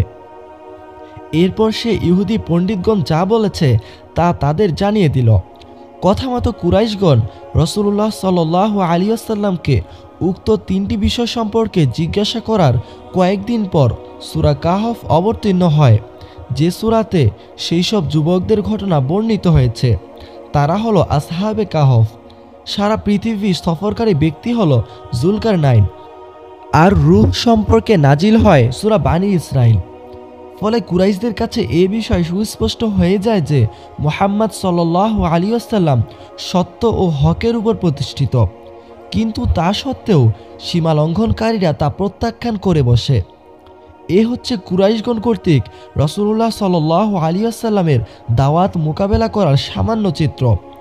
বাস্তব কথা হলো, তারা রাসূলুল্লাহ সাল্লাল্লাহু আলাইহি ওয়াসাল্লামের দাওয়াতকে স্তব্ধ করে দেওয়ার লক্ষ্যে সর্বপ্রকারের চেষ্টা চালিয়েছে। তারা এক স্তর থেকে অন্য স্তর, এক প্রকার থেকে অন্য প্রকার, কঠিন হতে নম্র, নম্র হতে কঠিন, তর্ক বিতর্ক হতে আপোষ রফা, মীমাংসা হতে আবার তর্ক বিতর্ক, ধমকি প্রদান হতে মুখ ফিরিয়ে নেয়া। তারা প্রলোভন দেখাতো, তাতে কাজ না হলে আবার ধমকি দিত, কখনো উত্তেজিত হতো, আবার কখনো হতো ঠান্ডা। বাকযুদ্ধ চলতে চলতে উত্তম ব্যবহার। তারা কখনো কোনো প্রতিশ্রুতি দিত, অতঃপর মুখ ফিরিয়ে নিত। তাদের অবস্থা এমন হয়ে দাঁড়িয়েছিল যেন তারা একবার সামনে অগ্রসর হচ্ছে, আবার পিছনে হচ্ছে। তাদের কোনো স্থিরতা নেই, আর নেই কোনো প্রত্যাবর্তন স্থল। তাদের এরকম বিভিন্নমুখী কর্ম তৎপরতার দাবি ছিল যে এর মাধ্যমে ইসলামী দাওয়াত স্তব্ধ ও বন্ধ হয়ে যাবে এবং কুফরি প্রাধান্য পাবে। কিন্তু বাস্তব অবস্থা হলো, তাদের যাবতীয় চেষ্টা প্রচেষ্টা, কর্মতৎপরতা, উদ্যোগ ব্যর্থতায় পর্যবসিত হলো। শেষ পর্যন্ত তাদের হাতে একটি হাতিয়ার বাকি থাকলো, তা হলো অস্ত্র ধারণ। তবে অস্ত্র ধারণ কেবল মুসিবতই বৃদ্ধি করে না, বরং ভিত্তিমূলকে নড়বড়ে করে দেয়। ফলে তারা এখন কি করবে ভেবে না পেয়ে পেরেশান হয়ে গেল। আবু তালিব ও তার আত্মীয় স্বজনদের অবস্থান। আবু তালিব যখন দেখলেন যে কুরাইশগণ সার্বিকভাবে সকল ক্ষেত্রে তারা ভ্রাতৃপুত্র বিরোধিতায় লিপ্ত হয়ে পড়েছে, তখন তার বিশ্বাস দৃঢ়মূল হয়ে গিয়েছিল যে মুশরিকগণ তাদের অঙ্গীকার ভঙ্গ করার এবং তার ভ্রাতুষ্পুত্রকে হত্যা করার জন্য সংকল্পবদ্ধ হয়েছে। যেমন উকবা বিন আবি মুইত, আবু জেহেল বিন হিশাম, উমর বিন খাত্তাব যা ঘটিয়েছিল তা তিনি প্রত্যক্ষ করেছেন। তখন তিনি স্বীয় প্রপিতামহ আবদে মানাফের দুপুত্র হাশিম ও মুত্তালিবের বংশধারার পরিবারবর্গকে একত্রিত করেন। তারপর অবস্থার প্রেক্ষাপটে নবীজি সাল্লাল্লাহু আলাইহি ওয়াসাল্লামের দেখাশোনা এবং সাহায্য সহযোগিতার দায়িত্ব সম্মিলিতভাবে পালনের জন্য তিনি সকলের প্রতি অনুরোধ জানালেন। আবু তালিবের এই অনুরোধ আরবি সাম্প্রদায়িকতার আকর্ষণের প্রেক্ষিতে সেই দু পরিবারের মুসলিম ও কাফির সকলেই তা মেনে নিলেন। আর এ মর্মে তারা কাবার নিকটে অঙ্গীকার ও প্রতিশ্রুতি দিলেন। কিন্তু আবু তালিবের ভাই আবুল আহাব তা গ্রহণ না করে কুরাইশ মুশরিকগণের সঙ্গে একত্রিত হয়ে কাজকর্ম করার এবং তাদের সাহায্য করার কথা ঘোষণা করলেন। নাউজুবিল্লাহ। অত্যাচার উৎপীড়নের অঙ্গীকার। মুশরিকদের সকল চেষ্টা প্রচেষ্টা যখন ব্যর্থ হলো এবং তারা দেখতে পেল যে বনু হাশিম ও বনু মুত্তালিবের মুসলিম ও কাফির সকলের সম্মিলিতভাবে রাসূলুল্লাহ সাল্লাল্লাহু আলাইহি ওয়াসাল্লামকে সাহায্য দানের অঙ্গীকার করেছে, এসব কারণে মুশরিকগণের হতবুদ্ধিতা আরও বেড়ে গেল। পূর্বলিখিত সিদ্ধান্ত মোতাবেক মুশরিকগণ মুহাসসাব নামক উপত্যকায় খাইফে বনু কিনানার ভিতরে একত্রিত হয়ে সর্বসম্মতভাবে অঙ্গীকারবদ্ধ হল যে বনু হাশিম এবং বনু মুত্তালিবের সঙ্গে ক্রয় বিক্রয়, সামাজিক কার্যকলাপ, অর্থনৈতিক আদান প্রদান, কুশল বিনিময় ইত্যাদি সব কিছুই বন্ধ রাখা হবে। কেউ তাদের কন্যা গ্রহণ করতে কিংবা তাদের কন্যাদান করতে পারবে না। তাদের সঙ্গে উঠা বসা, কথোপকথন, মেলামেশা, বাড়িতে যাতায়াত ইত্যাদি কোনো কিছুই করা চলবে না। হত্যার জন্য রাসূলুল্লাহ সাল্লাল্লাহু আলাইহি ওয়াসাল্লামকে যতদিন তাদের হাতে সমর্পণ না করা হবে ততদিন পর্যন্ত এই নিষেধাজ্ঞা বলবৎ থাকবে। মুশরিকগণ এ বর্জন বা বয়কটের দলিল স্বরূপ একটি অঙ্গীকারনামা সম্পাদন করে, যাতে অঙ্গীকার করা হয়েছিল যে তারা কখনো বনু হাশিমের পক্ষ হতে কোনো সন্ধি চুক্তির প্রস্তাব গ্রহণ করবে না এবং তাদের প্রতি কোনো প্রকার ভদ্রতা বা শিষ্টাচার প্রদর্শন করবে না যে পর্যন্ত তারা রাসূলুল্লাহ সাল্লাল্লাহু আলাইহি ওয়াসাল্লামকে হত্যার জন্য মুশরিকগণের হাতে সমর্পণ না করবে সে পর্যন্ত এই অঙ্গীকারনামা বলবৎ থাকবে। ইবনু কাইয়িমের বর্ণনা সূত্রে বলা হয়েছে যে এই অঙ্গীকার পত্রখানা লিখেছিলেন মানসুর বিন ইকরিমা বিন আমির বিন হাশিম। কেউ কেউ উল্লেখ করেছেন যে এই অঙ্গীকারনামা লিখেছিলেন নাজর বিন হারিস, কিন্তু সঠিক কথা হচ্ছে এই অঙ্গীকারনামার সঠিক লেখক ছিলেন বাগিস বিন আমির বিন হাশিম। রাসূলুল্লাহ সাল্লাল্লাহু আলাইহি ওয়াসাল্লাম তার প্রতি বদদোয়া করেছিলেন, যার ফলে তার হাত পক্ষাঘাতগ্রস্ত হয়ে গিয়েছিল। আল্লাহু আকবার। যা হোক, এ অঙ্গীকার স্থিরকৃত হলো এবং অঙ্গীকারনামাটি কাবার দেয়ালে ঝুলিয়ে দেয়া হলো, যার ফলে আবু লাহাব ব্যতীত বনু হাশিম এবং বনু মুত্তালিবের কি কাফের কি মুসলিম সকলেই আতঙ্কিত হয়ে শিয়াবে আবু তালিব গিরিসংকটে গিয়ে আশ্রয় গ্রহণ করেন। এ ঘটনা সংঘটিত হয়েছিল নবুয়ত ৭ম বর্ষের মুহররম মাসের প্রারম্ভে চাঁদ রাত্রিতে। তবে এ ঘটনা সংঘটনের সময়ের ব্যাপারে আরও মতামত রয়েছে। ৩ বৎসর শিয়াবে আবু তালিব গিরিসংকটে অন্তরীণ অবস্থা। এ বয়কটের ফলে বনু হাশিম ও বনু মুত্তালিবের লোকজনদের অবস্থা অত্যন্ত কঠিন ও সঙ্গীন হয়ে পড়ল। খাদ্য, শস্য এবং অন্যান্য প্রয়োজনীয় দ্রব্য সামগ্রী আমদানি ও পানীয় সরবরাহ বন্ধ হয়েছিল, কারণ খাদ্যশস্য ও অন্যান্য প্রয়োজনীয় দ্রব্য সামগ্রী যা মক্কায় আসত মুশরিকগণ তা তাড়াহুড়া করে ক্রয় করে নিত। এ কারণে গিরিসংকটে অবরুদ্ধদের অবস্থা অত্যন্ত করুণ হয়ে পড়ল। খাদ্যাভ্যাবে তারা গাছের পাতা, চামড়া ইত্যাদি খেতে বাধ্য হল। কোনো কোনো সময় তাদের উপবাসেও থাকতে হতো। আল্লাহু আকবার। উপবাসের অবস্থা এরূপ হয়ে যখন মর্ম বিদারক কণ্ঠে ক্রন্দন করতে থাকত, তখন গিরিসংকটে তাদের নিকট জিনিসপত্র পৌঁছানো প্রায় অসম্ভব হয়ে পড়েছিল। যা পৌঁছত তাও অতি সংগোপনে। হারাম মাসগুলো ছাড়া অন্য কোনো সময়ে প্রয়োজনীয় জিনিসপত্র সংগ্রহের উদ্দেশ্যে তারা বাইরে যেতে পারতেন না। অবশ্য যে সকল কাফেলা মক্কার বাইরে থেকে আগমন করত, তাদের নিকট থেকে তারা জিনিসপত্র ক্রয় করতে পারতেন, কিন্তু মক্কার ব্যবসায়ীগণ এবং লোকজনেরা সেসব জিনিসের দাম এতই বৃদ্ধি করে দিত যে গিরিসংকটবাসীগণের ধরাছোঁয়ার বাইরেই তা থেকে যেত। খাদিজা রাদিয়াল্লাহু তাআলা আনহা এর ভ্রাতুষ্পুত্র হাকিম বিন হিজাম কখনো কখনো তার ফুফুর জন্য গম পাঠিয়ে দিতেন। এক দিবস আবু জাহেলের সঙ্গে সাক্ষাৎ হয়ে গেলে সে খাদ্যশস্য নিয়ে যাওয়ার ব্যাপারে বাধা দিতে উদ্যত হল, কিন্তু আবুল বুখতারি এ ব্যাপারে হস্তক্ষেপ করল এবং তার ফুফুর নিকট খাদ্য প্রেরণে সাহায্য করল। এইদিকে আবু তালিব রাসূলুল্লাহ সাল্লাল্লাহু আলাইহি ওয়াসাল্লাম সম্পর্কিত সর্বক্ষণ চিন্তিত থাকতেন। তার নিরাপত্তা বিধানের কারণে লোকেরা যখন নিজ নিজ শয্যায় শয়ন করত, তখন তিনি রাসূলুল্লাহ সাল্লাল্লাহু আলাইহি ওয়াসাল্লামকে নিজ শয্যায় শয়ন করার জন্য পরামর্শ দিতেন। উদ্দেশ্য এই ছিল যে কেউ যদি তাকে হত্যা করতে ইচ্ছুক থাকে, তাহলে সে দেখে নিক যে তিনি কোথায় শয়ন করেন। তারপর যখন লোকজনেরা ঘুমিয়ে পড়তেন, তিনি তার শয্যাস্থল পরিবর্তন করে দিতেন। নিজ পুত্র, ভাই কিংবা ভ্রাতুষ্পুত্রদের মধ্য থেকে একজনকে রাসূলুল্লাহ সাল্লাল্লাহু আলাইহি ওয়াসাল্লামের শয্যায় শয়ন করার জন্য পরামর্শ দিতেন এবং তার পরিত্যাজ্য শয্যায় রাসূলুল্লাহ সাল্লাল্লাহু আলাইহি ওয়াসাল্লামের শয়নের ব্যবস্থা করতেন। এই অবরুদ্ধ অবস্থা সত্ত্বেও হজের সময় নবী করিম সাল্লাল্লাহু আলাইহি ওয়াসাল্লাম এবং অন্যান্য মুসলিমগণ গিরিসংকট থেকে বাইরে বেরিয়ে আসতেন এবং হজ ব্রত পালনে আগত ব্যক্তিগণের সঙ্গে সাক্ষাৎ করে তাদের নিকট ইসলামের দাওয়াত পেশ করতেন। সে সময় আবু লাহাবের কার্যকলাপ যা ছিল সে সম্পর্কে ইতিপূর্বে আলোচনা করা হয়েছে। অঙ্গীকারনামা বিনষ্ট। এরূপ অবর্ণনীয় সংকটময় অবস্থায় দীর্ঘ ২ বা ৩ বছর অতিক্রান্ত হল। এরপর নবুয়ত ১০ম বর্ষের মুহররম মাসে লিখিত অঙ্গীকারনামাটি ছিন্ন করে ফেলা হয় এবং অত্যাচার উৎপীড়নের পরিসমাপ্তি ঘটানোর প্রচেষ্টা চালানো হয়, কারণ প্রথম থেকে কিছু সংখ্যক ছিল এর বিপক্ষে। যারা এর বিপক্ষে ছিল তারা সবসময় সুযোগের সন্ধানে থাকত একে বাতিল কিংবা বিনষ্ট করার জন্য। অনেক ত্যাগ ও তিতিক্ষার মধ্য দিয়ে বছর ২ অতিক্রান্ত হওয়ার পর আল্লাহর রহমতে সেই একরারনামা বিনষ্ট করার মোক্ষম এক সুযোগ এসে যায় অবলীলাক্রমে। এর প্রকৃত উদ্যোক্তা ছিলেন বনু আমির বিন লুই গোত্রের হিশাম বিন আমর নামক এক ব্যক্তি। রাতের অন্ধকারে এই ব্যক্তি গোপনে গোপনে শিয়াবে আবু তালেব গিরিসংকটের ভিতরে খাদ্য শস্যাদি প্রেরণ করে বনু হাসিমের লোকজনদের সাহায্য সহানুভূতি করতেন।